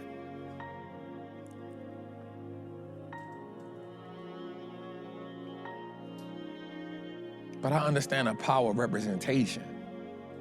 And I got a vision, dawg, that's been implanted in me.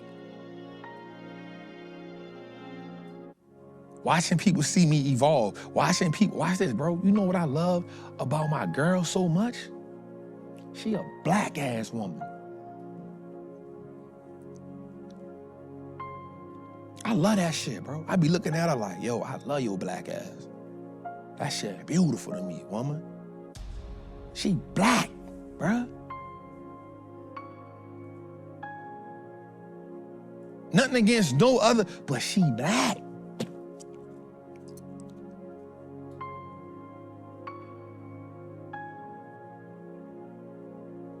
All that matter to me. All that's important to me, bruh.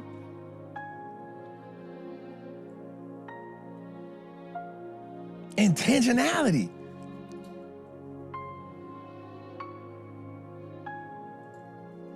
So when I build this out, bro, as I have the people and Jose and we putting the team, Shator, and we putting this together, bro, in my mind, bro, I want people to see, bro, excellence, bro.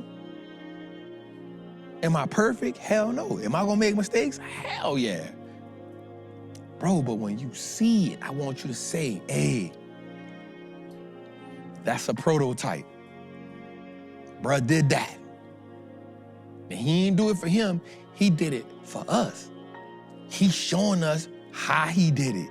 He's showing us what he did. He talking us through it. Bro, get on here every weekend, show us that bread. I'm so transparent with my life, bro, because what happens is, if I just show you the building, if I just show you the success, then you don't know what it take, and you put this false representation in your head that this shit gonna be easy, and it ain't, bro, but it's worth it. It's worth it. When I look at your son, bro, I look at him like my little homie. Bro, 21 years old, he wanna learn how to trade. Guess what? Bro, come in this bit every day, bro. 3-4 times a week, come in here. You wanna trade, bro? Let me show you. And what? I want you to be better than me, dog. Look what your pop's doing. Look what I'm doing. Find a balance, bro. You doing media and you learning this game. Find a balance, bro. Shatori, her son said, I said, you can intern back. Come in the summer. Show him. You gonna show him how to, you gonna intern him, bro. That's what it's about, bro. It's about seeing it, being in it, being able to touch it. Listen, we all love Brian, no lie. But sometimes people just might be like, and I respect their privacy, the ball players, and you know what I'm saying? Respect their privacy, but they don't get to touch them. Respectfully, why they don't get to touch them? No tripping. You get the, hey, Freedom Center, holla at me. I was walking the other day, dude said, yeah!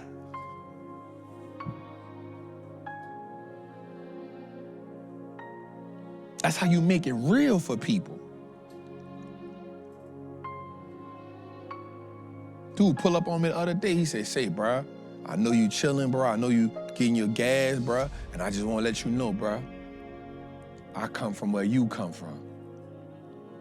I ain't gotta say no more to you. I come from where you come from. I got my little boy in the car. He said, watch this.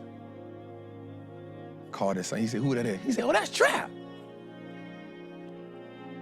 Wallstreet looks like us now. I just shook his hand. I said, yeah, dog. Yeah, dog. That's what we doing this for. My bad, man, I went on a rant, dog. My bad, dog. My bad. My bad, dog.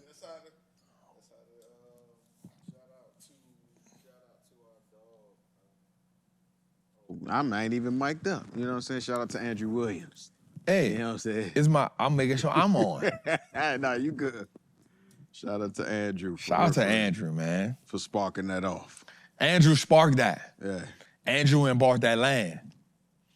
What's next on the list, man? What we got? What we got on the list, man? Let's have a good time. Oh, my God. Look, guy here. This guy here. All right, so watch this. Here's something that's really important. Now, one thing I will say about this dude, Trump, either he got a cold-blooded mouthpiece or he just got muscle. Hey, when the daylight saving time is? Look that up. March? Yeah. That's when spring start, right? Spring start in April. The 9th. You said the 9th? I said March 9th. March 9th? Mm-hmm. That's the day Biggie died. That's when the clock go back? We go forward. We get the hour back. I need the hour. No, we lose it because it go forward. But we get the dark. You get longer days. Boy, what you talking about? You sweet. Yeah, nah, you right. You right. Of course I am, bro. And then Sunday, November 2nd. Of course I am, bro. What's that? It's going into summer. Was that ever... You know what I'm saying? Summertime. Like when you said you right, did you ever like doubt that? Hey, look, you know if I'm wrong, I'll be like, hey, you got it. That happens more frequently than not. Summertime. Who that Freedom Center? Say, do people still have splashes? I don't even know what that is.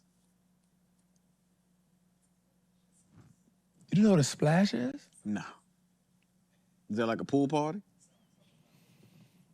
Wow. That's something down that y'all was doing in New Orleans, bruh. Ask the people in the chat if they had a splash before. Nah. Bro, you know what a splash is, bro? Like, it's when, like, it's a block party, but y'all got the water guns, y'all got the balloons, you throw water. Yeah. The girls got the bikinis with the shorts on, the dudes out, So ain't no pool anywhere. Y'all just throwing water. I'm just asking. We had block parties and stuff, and I gotta figure out what we call that down up our way. No pool. No pool. It's just a splash. They had the super soakers. Yeah, the water fights with the guns, you do the balloons, y'all have fun. You DJ, the food, but it's the whole hood out. It's a splash. Huh? A water fight? There's water fight. Got the water balloons. But the DJ out there? The DJ there? I'm talking about we got the DJ out. What's up, Jose? I won't do that. Freedom Center splash. Bruh. In a parking lot. Oof. Freedom Center splash. You know, L, I can hear L already. Ain't nobody worrying about L. Talking about insurance. That's what we got it for. We had a big spacewalk for the kids. Sign waivers. We had a big spacewalk for the kids. They slide in the water. Hey, put it over there, big spacewalk with the water. Mm-hmm. They couldn't slide down. Shh. Come on, have another one like two of them side by side. Mm-hmm. Two different ones. I ain't mad at it. Splash at the Freedom Center. Got the basketball court already out there. Huh? Burgers, hot dog, vegan burger. No Black potato bean salad joint. with apples. Yeah. No potato. Yeah. Black bean. Okay. Splash party. Freedom Center gonna be lit, man. Anyway, all right, man, here we go, man. Did Trump stand on business or did Trump apply pressure? So, after having a conversation with Donald Trump, man, Apple hired 20,000 workers and announced that they'll be spending $500 billion as a U.S. investment in making things over here. They will build a massive AI server factory in Texas as part of that investment. Did Trump stand on business? Did Apple stand on business or did Trump apply pressure? I'm asking you. Was they going hey, we was going to do it? You know how we use that? I was going to do that anyway. Or was it because Trump said, hey, so it's stuff like this that's going to bring more jobs. Think about this. They going to hire 20,000 people. That's 20,000 people that wasn't going to have a job here in America. That's 20,000 people that going to have new jobs. Not to mention the people that got to build it. I ain't mad at it. I'm trying to look at the other side of it. What's the other side? Yeah, I ain't mad at it. Anytime we can provide work where everybody else talking about we losing jobs, so yeah. You know what I'm saying? That's gonna bring 20,000 jobs plus. So my thing is, did he stand on business or were they going to do that anyway? I think Trump applied pressure. I'm about to say, I always feel like that boy is applying some Because sort of watch pressure. this. Audi and another company are going to build factories in America so they can avoid tariffs. Of America? They like, yo, them foreigners. They like, hey, we're going to build something. We're going to build factories in America, bro. You know what I'm willing to do, bro? But I can't wait to see, Jose, this real talk. What does America look like 4 years from now? Bro, it's been a heavy, month? He ain't even hit the 100 days Bro, yet. somebody said something the other day, bro. I was crying laughing.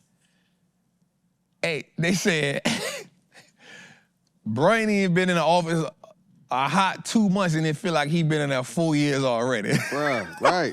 Every day. He ain't even hit the 100 days. Bruh, I was like, I'm not gonna lie.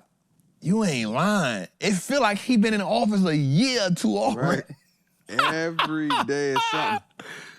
Bruh. No days off. It feel like bruh been in office at least a year or two already, bruh. He ain't been in that joint a hot.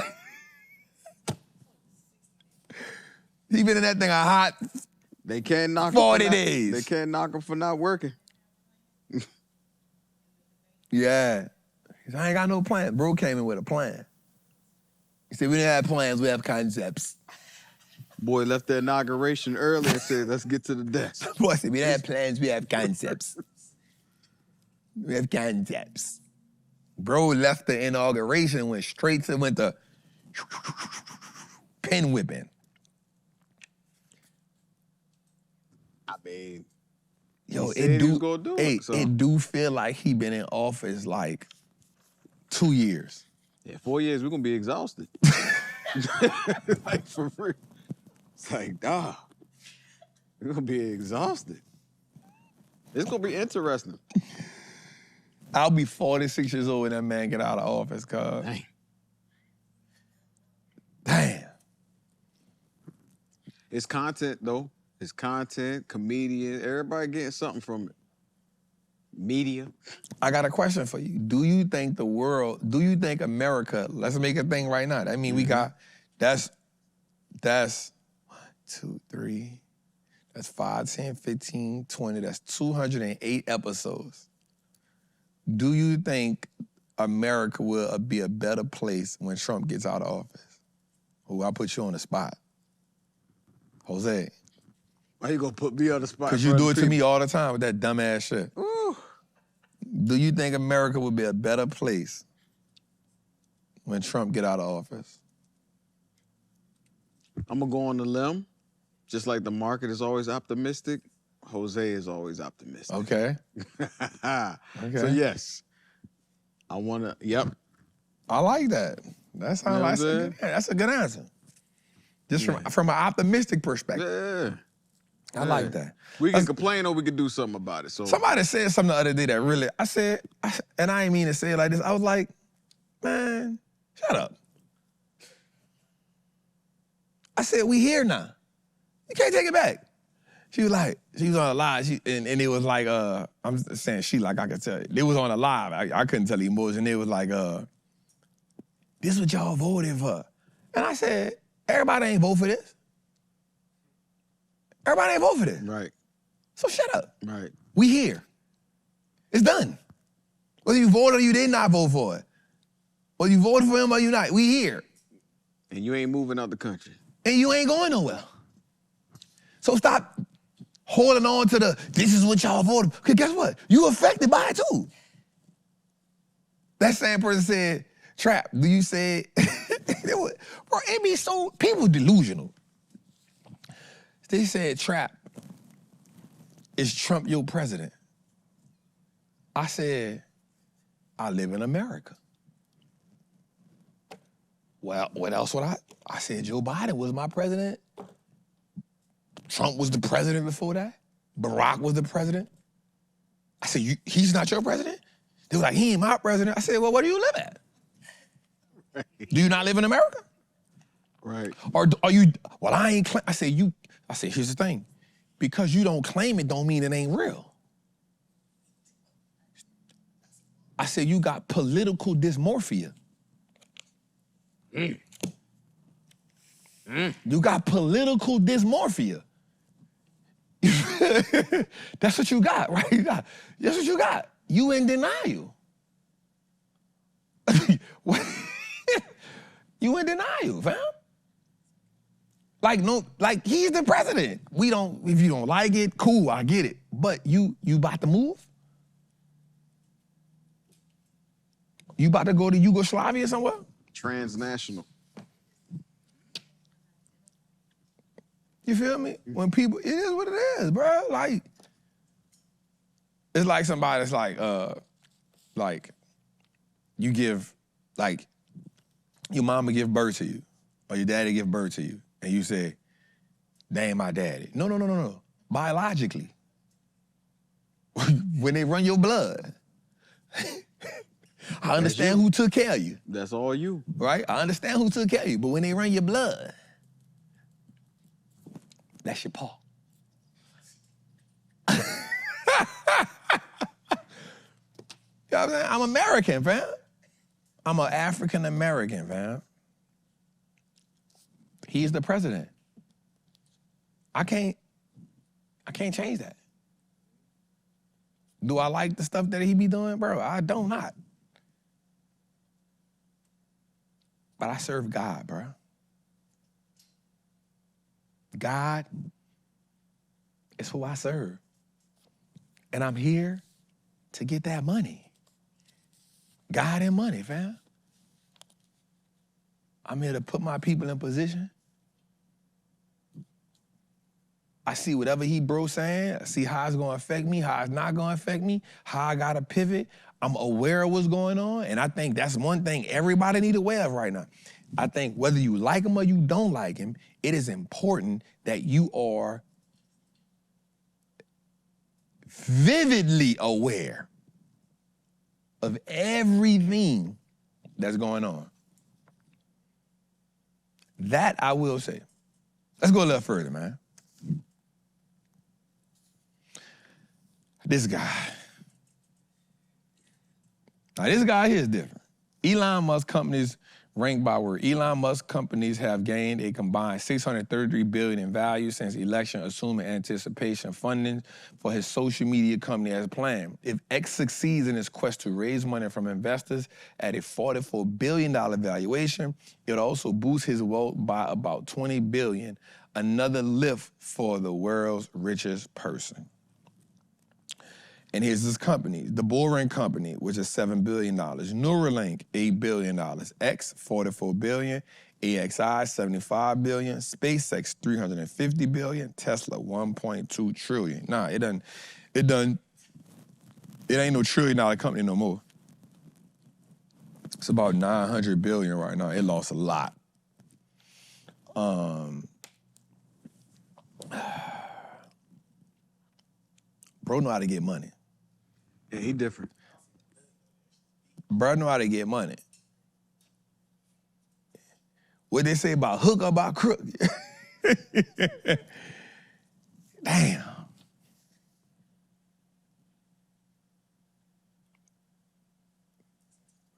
That's a hell of a game he playing. That's a hell of a game he playing.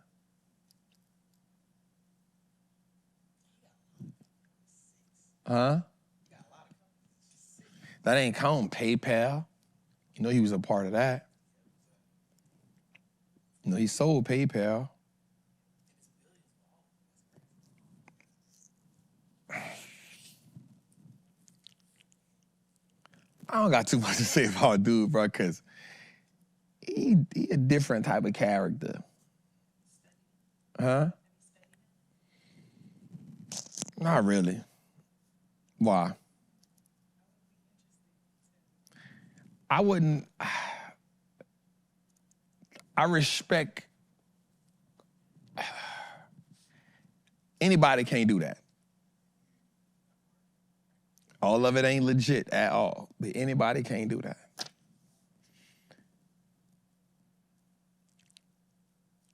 I will say, I think he's so focused on politics right now, he gonna mess Tesla up as a company.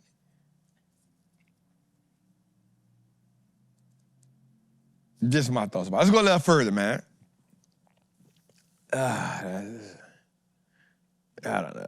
All right, so here's what's crazy, man. Now, I'm not gonna lie, this really like, and I should have had a graphic for this one, but this one really pissed me off a little bit, I'm not gonna lie. Like, last week, NVIDIA had earnings, right? And the company truly beat expectations by a nice amount. Like, didn't just barely beat them. Beat expectations on revenues, beat expectations on earnings, beat expectations on the Blackwell, the thing that everybody was doubting. Beat expectations on that. Gave strong guidance.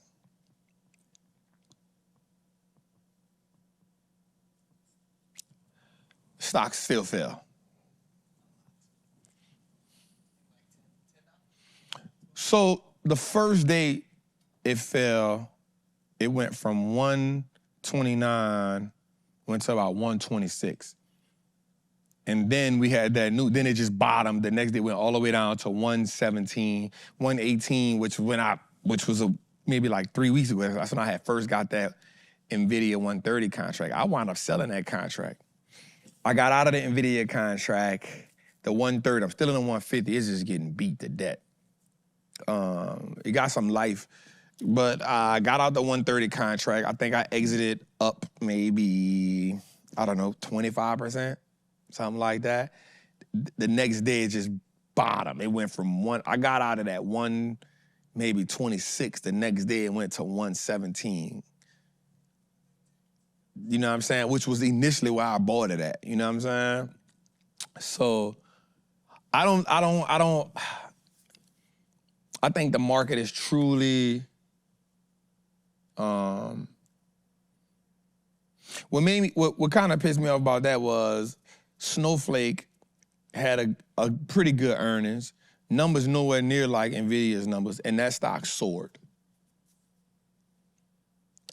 Right? But also, NVIDIA put out that they're buying some other companies in that space, WRD, NBIS. I think the WRD is good. The ARM is really heavy. Let's go a little further. The SoundHound, I know a lot of people jumping on that, but I ain't really get it. ServeBots and NanoX. So NVIDIA is actually buying a lot of companies, right, to put in that AI ecosystem. I just don't like the way the market treating them, bro. I ain't gonna lie, because the company is a beast. The margins that they have, bro, who growing 70%? Come on, bro, 75%, girl, companies not doing that, bro. Apple ain't even doing that, dog. And bro, I just,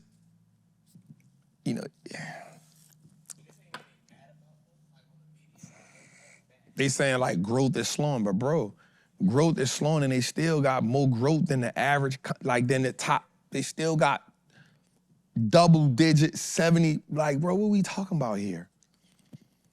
You know what I'm saying? So I ain't gonna lie, like I kind of was like, but I did say something. I said, I knew that the market was gonna do that, so I wasn't upset. But when I saw the market fall like that, I was like, yo, we serious? What we doing right here? So I definitely wasn't feeling it, bruh. Still think it's a great company. Think you should own it. I think you should buy it at that 118, 117 levels. I think you should get it. Anything under 120, I think is a buy for sure. Anything under that 120 is a buy. It deserves to be $160, $170 stock, man. It deserves to be that. Huh? I don't think so. I think it'll float around at 150. I think it'll get to that 150. I don't see it breaking 160, 170 this year. We don't got that kind of year. And numbers are decreasing. So they're not decreasing bad, but it's going from 75% growth to 78% profit. I mean, 78 to 75 to 73, still better than every company. You can't have a better earnings than they just had, bro. And so, yeah, I don't see it. Anyway, let's roll. I got something special for y'all. This is the future of farming. You see those lights underneath the tractors? Those are actually lasers blasting the weeds in real time. It's pretty crazy. This machine is called the Laser Weeder from Carbon Robotics. But the wild part about this isn't actually the lasers themselves. It's the AI targeting system that determines where they aim. And this is gonna blow your mind. Think of the Laser Weeder like a giant Roomba for a farm. First, it scans the entire field with 42 different cameras. Then it uses AI and computer vision to figure out exactly where the weeds are within the crops. And to do this, it's using NVIDIA GPUs, the exact same chips in all the latest AI models. But then this is where the real magic happens. When it rolls back through the field a second time, it uses 30 lasers with millimeter level precision to destroy only the weeds and leave the crops unharmed. And this may seem small, but it's actually a massive innovation, because one of the biggest problems in society today is the quality of our food. And part of that is the need for pesticides, glyphosate, and different kinds of weed killer. Well, if you have the laser weeder, you don't actually need pesticides at all, because you can just eliminate the weeds from the very beginning. This is the kind of innovation that would not have been possible before AI, because we didn't have the systems that could analyze this much visual data and learn in real time. Well, now we do, and it's a big deal. I think this is gonna change agriculture forever. Powered by the NVIDIA chip. They don't, so here's what I say, like when people like, so here's what I look at. Yes, there are other companies that is gonna come. But dude ain't gonna stop. He's not gonna stop growing his brand. He's not gonna, bro, think about this. You know what NVIDIA started with doing, bro? Go look at the first Mortal Kombat. That's them. They the ones changed that. That first Mortal Kombat, get over here. That's the NVIDIA chip. And you too young to remember this though, but bro, when we first saw Mortal Kombat, we was like, ooh, what is, think about it. We went from Street Fighter. We went from Street Fighter to Mortal Kombat. We was like, oh. And then we went from Street Fighter to Mortal Kombat. Then like Killer Instinct came out. And then Tekken 2 and all that. The graphics that's them, bro. That's them, bro. We went from the cartoon to the... You had to be there, dog. Like, bro, when we first saw Mortal Kombat, bro, we was like, oh. Yeah, those game changer ones was Mortal Kombat and NBA Jam for me. Because you got to think from NBA, we went from double dribble to NBA 2K. No. I'm just saying, so that's how the graphics pivoted. We went from double dribble was when you go dunk on somebody, it turns to a whole nother, like some other stuff. Yeah, you know what I'm saying? It turns to like the black and white, and you was excited about that. You went from that to 2K. I mean, no, you went from that to NBA Live. That's what you went to. You went from double dribble to NBA Live to NBA Jam to 2K. That's what you went to. You went from double dribble to, here's what you went from, Jose. Watch this. You went from double dribble to Jordan versus Bird. How about that one? You went from double dribble to Jordan versus Bird. Then you went to NBA Live. Then NBA Jam. Then you went, because NBA Jam was on it was on an arcade. 2 man, side to side, jumping, You went from Tekken, you went from Tecmo Bowl to Madden to Joe Montana football. It was the same era. Then you started getting Blitz. That was the one that changed it for me. I say, these graphics is crazy. Bro, they the people behind changing the game for us. Remember, they started off as a gaming chip. That's what they started off as. They the people behind Mortal Kombat, bro. That's his chip. That's his chip.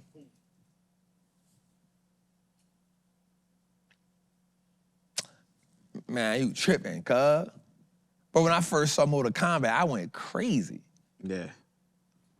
It was a different level then. I was like, ooh, what? Looking like real people. Looking like, bro, you know how real that looked to us? Then they went crazy with the finish him. That's the first time we went to seeing people head chopped off, blood hitting on the screen. Bro, Mortal Kombat had us in a chokehold, bro. That was, bro, Mortal Kombat was the originators of the gruesome. Yeah. I went and bought all the cheat code. I needed to learn all the finish hymns, boy. Boy, I got you, boy. That's when we had those magazines too. They had the little. Yeah, you had the magazine. The magazine had, you want to do, you and they're like this. Hold up, bro, don't hit me. Hold up. Right. Up, down, left. Yeah. Bro, don't hit me, bro. Don't hit me. Up, down, left, right, back. You Man, watch out. Let me do it for you. Oh, you just want to see the finish him. Yeah, look. Come on. All day. Come on.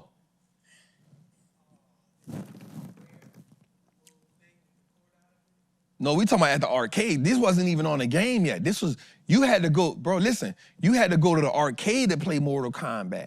You had to go to the arcade to play NBA Jam. That came out later on the game. It was in the arcade first. Yeah, we had consoles, but it was in the arcade first. Yeah, it came in the arcade first. You played that in the arcade for 3 years before it came. You in the arcade 2 years. The arcade was better. And the line was long. Yeah, the arcade was better. Come on. One got kick, punch, high kick, high. What? Come on, boy.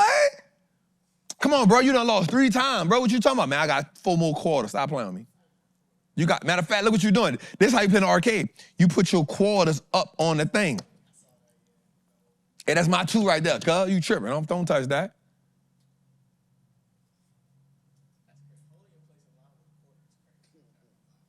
And nobody ain't taking your quarter. That's how much respect we have in the game. Nah, nigga, take your quarter probably. Oh, yeah. Give me that. That's mine. Man. That's mine. You snatch. Like, we respected the game. Like, oh, who that is? Oh, that. Damn, bro, got 4 quarters up there, cuz. Damn. Man, they got another number here. Then every arcade got 1. They got 1 Mortal Kombat. 1 Mortal Kombat. And then the next game changer for me was Killer Instinct. Okay, what we got next, man?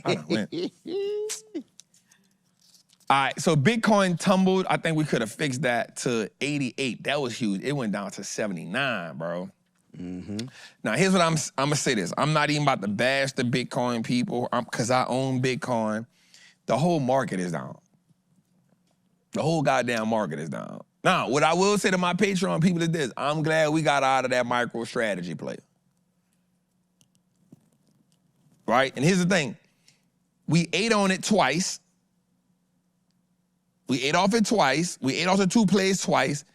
The third play died, and then the leftovers from the play. But I was glad we got out of that. Because that thing went down. That thing, we was in it, it was 3-something. We got out of it, it went all the way to 2-something. Last week was brutal, bro. Bro, last week was a nasty week, bro. I'm not gonna even lie. Last week was, that was one of them ones. I'll tell you something, though. I'm gonna tell you something, though. If you made it through last week and you was cool, like everybody probably had their moments of panic and everybody probably had their moments, but if you stuck it out, when Friday hit, immediately you had a sense of like,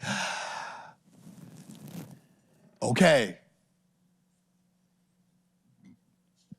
Okay, I'm gonna tell you something. Ain't nothing like listen, you could be down all week. You could be down all week. Ain't nothing like going into the weekend on a green day.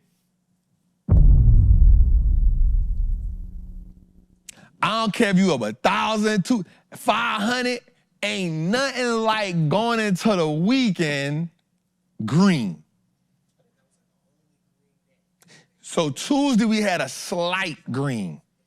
Minor, I'm talking about slight. I'm talking about S&P was up like 0.01 and the NASDAQ was up like 0.3, slight green. Because remember we were saying, NVIDIA, what you gonna do today?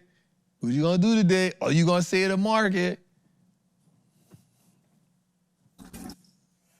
Flush, cuz. So all I'm gonna say to my crypto people is, man, hang in there. I don't got nothing bad to say about y'all, man. I ain't bashing, hang in there, man. You know what I'm saying? Fight for your life, man. You know what I'm saying? I'm gonna say this though. Some people bought it when it hit 100. Buy you some more. Yeah, hits that? But I would say the thing about crypto is when it run. Like when it kick off, when it feel like it's won't.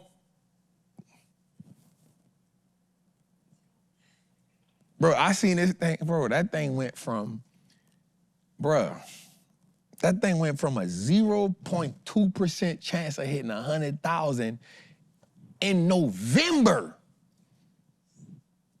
I'm like, bro, I got a month. I'm like, ain't no way it's gonna hit 100. Nah, it's November. And in fact, it ain't just November, it's November 5th.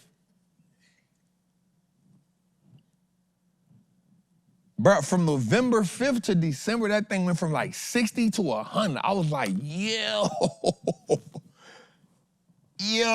that thing was jumping 20 a day. Bitcoin, new high, 5 more thousand. Damn, Bitcoin, new high, 7. God, that bitch just ran through the 70s and the 80s. I see. Huh?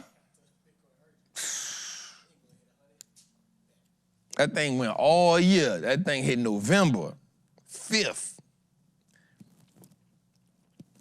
That was crazy. So I gotta tell my crypto people, man, is keep fighting, family. You know, keep fighting. You're gonna have your time in the sun, for sure. You hear me? Let's go a little further. All right, so here's something I had read this the other day.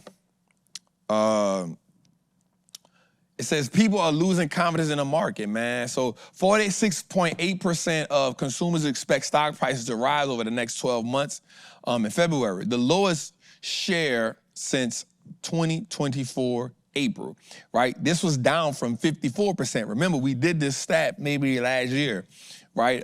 This was down from 54%, so 54% in January. In January, we had this conversation, making this the largest drop since March 2020 crash. Despite that, this percentage is still near its highest level since 1987. To put this into perspective, the long-term average is 35. Meanwhile, 32%, so let me just back up a little bit, right? So 46%, 46.8%, so it's almost half of Americans expect the stock prices to rise over the next 12 months, right? That's the lowest since April 2024. Remember, we did this though already, right? So this was down from 54% in January. I remember we had this up. We made this same graphic in January, making this the largest drop since March 2020, meaning percentage, it went from 54 to 46% in 1 month, right? Despite that, this percentage is still nearest the highs since 1987. Let's put it into perspective.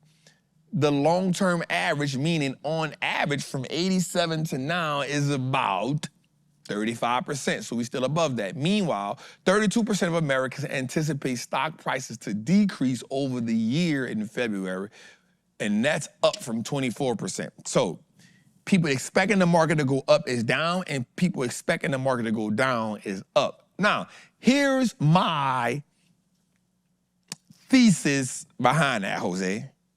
You can't ask people about the market while the market is gone. Mm-hmm. Because they're speaking from an emotional perspective. If you ask people, is the market gonna go up while the market is up, guess what they're gonna say? It's gonna run. Right. It's people. People make great decisions in happy times. It's not that they make great decisions, but they are optimistic. It's easier to be optimistic when everything is good. I look at the Patreon all the time. When the market is running, everybody is. I saw somebody in the chat the other day, Friday, when the market turned around and said, oh, y'all singing Kumbaya now. He said, oh, y'all singing Kumbaya now. Y'all was in here scared. But I get it. Those some of the, I want to shout out my guy, Long Lee, man. Man, Long Lee, bruh, I'll be real with you, bruh. He did something the other day in the chat that was real cool, man. He said, he did something that I didn't even know he was going to do, bro. Which I don't ever know what they go to. I love the Patreon. I think it's because it's like a Twitter almost inside there. He posted in a group. He found old posts of me working. Posts I made of me. He would say y'all. He said, I want y'all to know something, man. And he made a long post and he said,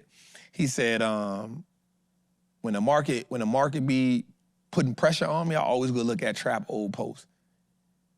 And he put the posts up.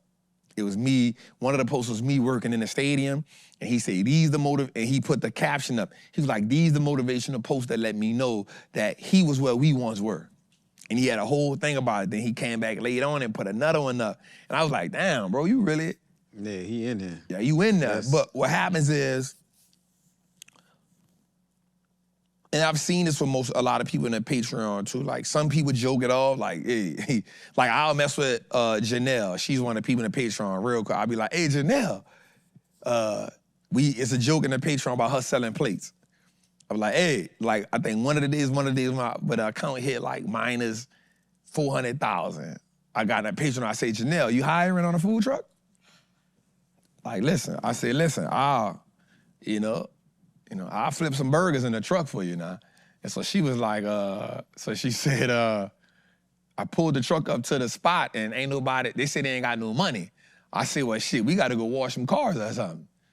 I'm going to bring the black magic out. We go wash some tires or something. You know, like some of us, we on trip. We like, all right, bro, it's part of the game. We maneuver. But for some of the newer people, like they just go into this, woe is me. I'm down here. I'm like, bruh, go your ass to sleep. You know what I'm saying? Like they just go into this, and the reason why I'm saying this is because that doesn't do you any good. That doesn't do you any good. It doesn't do you any good getting in that woe is me mode.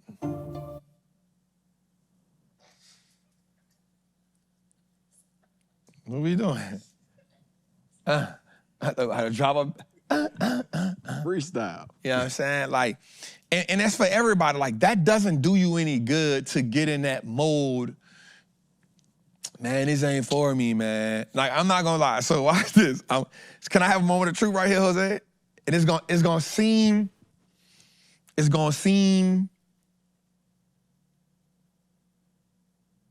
harsh is not the word I'm looking for.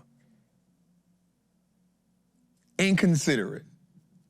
But I promise you it's not. Somebody posted on the Patreon, man, this market killing me. Or they said, this market cooking me. I promise this not inconsiderate. I promise it's not inconsiderate.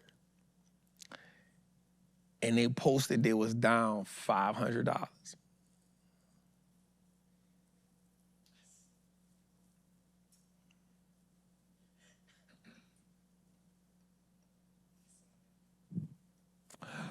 I had to get out the app for a second. And it's not me being inconsiderate at all. Everybody's situation is different. That 500 that was the hot 500, right? And they was like, man, this market whipping me, bruh. And they post a screenshot, and I was like, yo. I said, man, let me get out of here for a second, you hear me? Let me get out of here for a second. Because I don't want to seem, as a leader, I don't want to seem inconsiderate. But bro, I promise you, not even me, the people in here,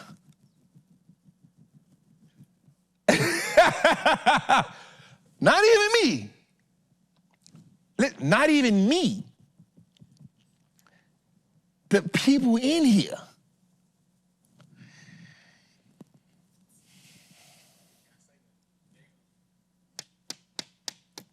I just got out for a second. Cause I didn't want to make that seem insignificant. But it was the wording around it.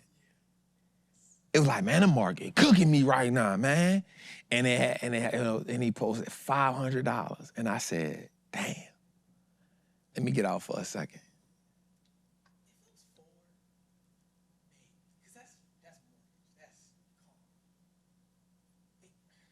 He said, the market cooking me. And I just didn't want to, you want to be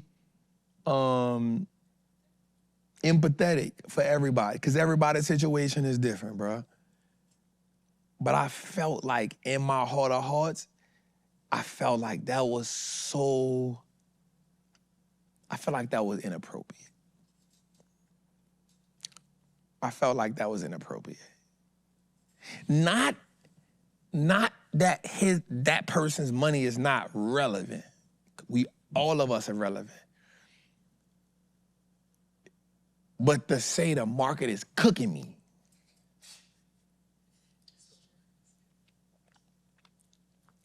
To say the market is cooking me. Bro, I promise you that ain't cooked. That ain't cooked, bro. There's a lot. That ain't cooked. You a long way from cooked right there. You a long way from, keep playing the game. You a long way. Getting one Eli Lilly play and watch that thing go the other way on you. You gonna say cooked. You know what I'm saying? Getting one Costco play and it turn the other way on you. You gonna feel cooked. You gonna say, yo, I'm getting grilled. I'm getting flame broiled, bro. You wasn't getting cooked, fam, and I ain't tripping on you for that, right? I'm not mad at you or nothing, but I promise you, fam, you wasn't getting cooked. Promise you wasn't getting cooked. I promise you wasn't getting cooked. I asked my people who we had to take an L on the Eli Lilly play, fam. We got slaughtered. We got burnt to a charcoal. We got burnt to a crust. Right? And then, I ain't tripping. I made the call. Probably down with 2 more weeks, thing turned around and went crazy. Now remember, I say I don't got nothing against Eli Lilly. We just need to get out. But that's cooked. We got flamed. I think one contract cost us $7,000. That's flamed. Right? We got flamed on that. Flame, bro.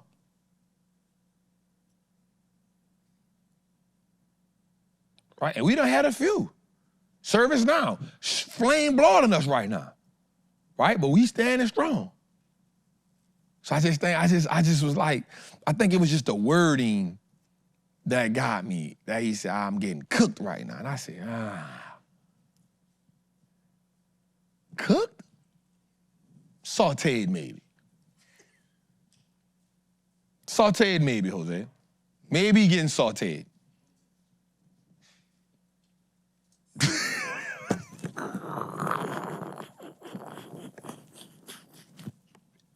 Why you holding your laugh like that, bro? It's Fat Tuesday, so we good. Maybe sauteed. Grilled, maybe. Maybe grilled. I could have went with grilled. Right? Watch this. I'm getting pan-seared. Right? Or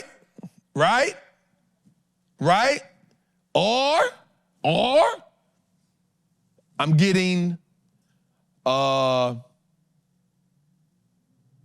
fricasseed. Barbecued. Getting barbecued here. Right? You under a light fight. Air fried. Watch this. I'm not gonna add to this. I'm getting air fried.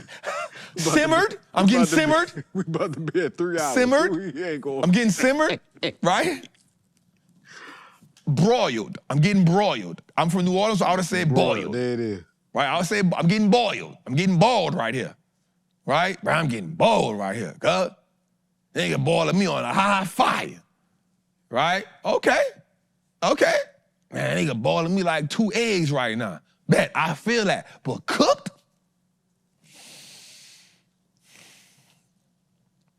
I don't know if cooked was the right word for that. All right? Right here. I'm getting baked right now. Not mad at baked. Jose, not mad at baked.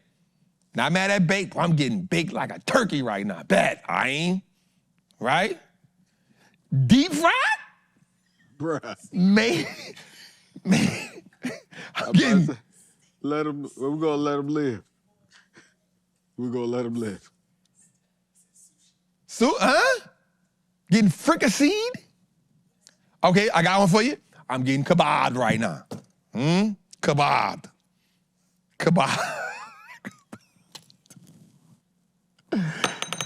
That's the show just started. But you, Jose, say air fried. That was different. Yeah, air fried. But no, I get it though. Let's go a little further, man. Let's end it on this. What we got next, man? Let's end right here. Right here, man. So check this out, man. McDonald's. Burger King dethrones McDonald's. Now that's new, right? Burger King is now outperforming McDonald's, man. So Burger King is under what's called QSR brands. They actually own Popeyes as well. They bought it from Copeland's, right? So McDonald's has long been the most outperforming public traded company, right? And after years and years and years, Burger King is finally having it their way. Burger King, who would have thought? Jose, I remember. I used to rock with Burger King a lot. What you used to like, the double Whopper? Well, you got to think. I was trans-vegan for a minute, so the Impossible Whopper was my joint. I'm just saying. The Impossible Whopper. So let me say this though. When I first came home, I used to rock with the double Whopper. Here's my thing. Double Whopper, cut in half. Cut in half. So you had a Whopper. Yeah, cut it in half. Cut, man, that thing huge, man. You cut it in half. You can eat one side, you know what I'm saying? Why you just didn't get 2 Whoppers? But nobody don't eat all that, bro. It's the same thing. No, it's not. 2 Whoppers? 2 Whoppers is the same as a double Whopper. No, it's not, bro. You know all the bread that's on 2 Whoppers? Bro, that's 4 buns.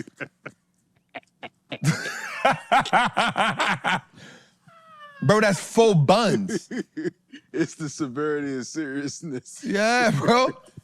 Just cut it in half so you can have it sliced. Man, y'all tripping, man. Anyway, man, listen, man. Today is Fat Tuesday, man. We hope y'all had an amazing show. We hope y'all love this show, man. Listen, I want to end the show with, I feel like we're going to bounce back this week. You know, we're going to have us a good bounce back. I like March for us, fam. We got a lot of uncertainty in the market, but listen, I don't want y'all over trading. I don't want y'all over investing. You know, keep some money on the side for your chip so you can dip, right? March and April are typically better months before we fall into May. Then we usually bounce back June, July, fall down in August, man. We got a long way to go, man. You don't got to get it all back in 1 or 2 months. You don't got to get it all back in one play, y'all, right? Take your time. Be diligent. Y'all know one of my favorite sayings that's in the Bible is biblical. Diligent hands build wealth, man. It's your boy, the Wall Street Trapper. Welcome to another episode of Trappin' Tuesday, episode 133, man. Make sure you like, make sure you subscribe, make sure you share this out, man. Lastly, make sure you make George earn his keep, man. Go get some of the merch. And also, man, make sure you go to Google, Spotify, and Apple and download. We trying to go from number 50 to number 1, y'all. I love y'all. I'll see y'all in the trap. Salute.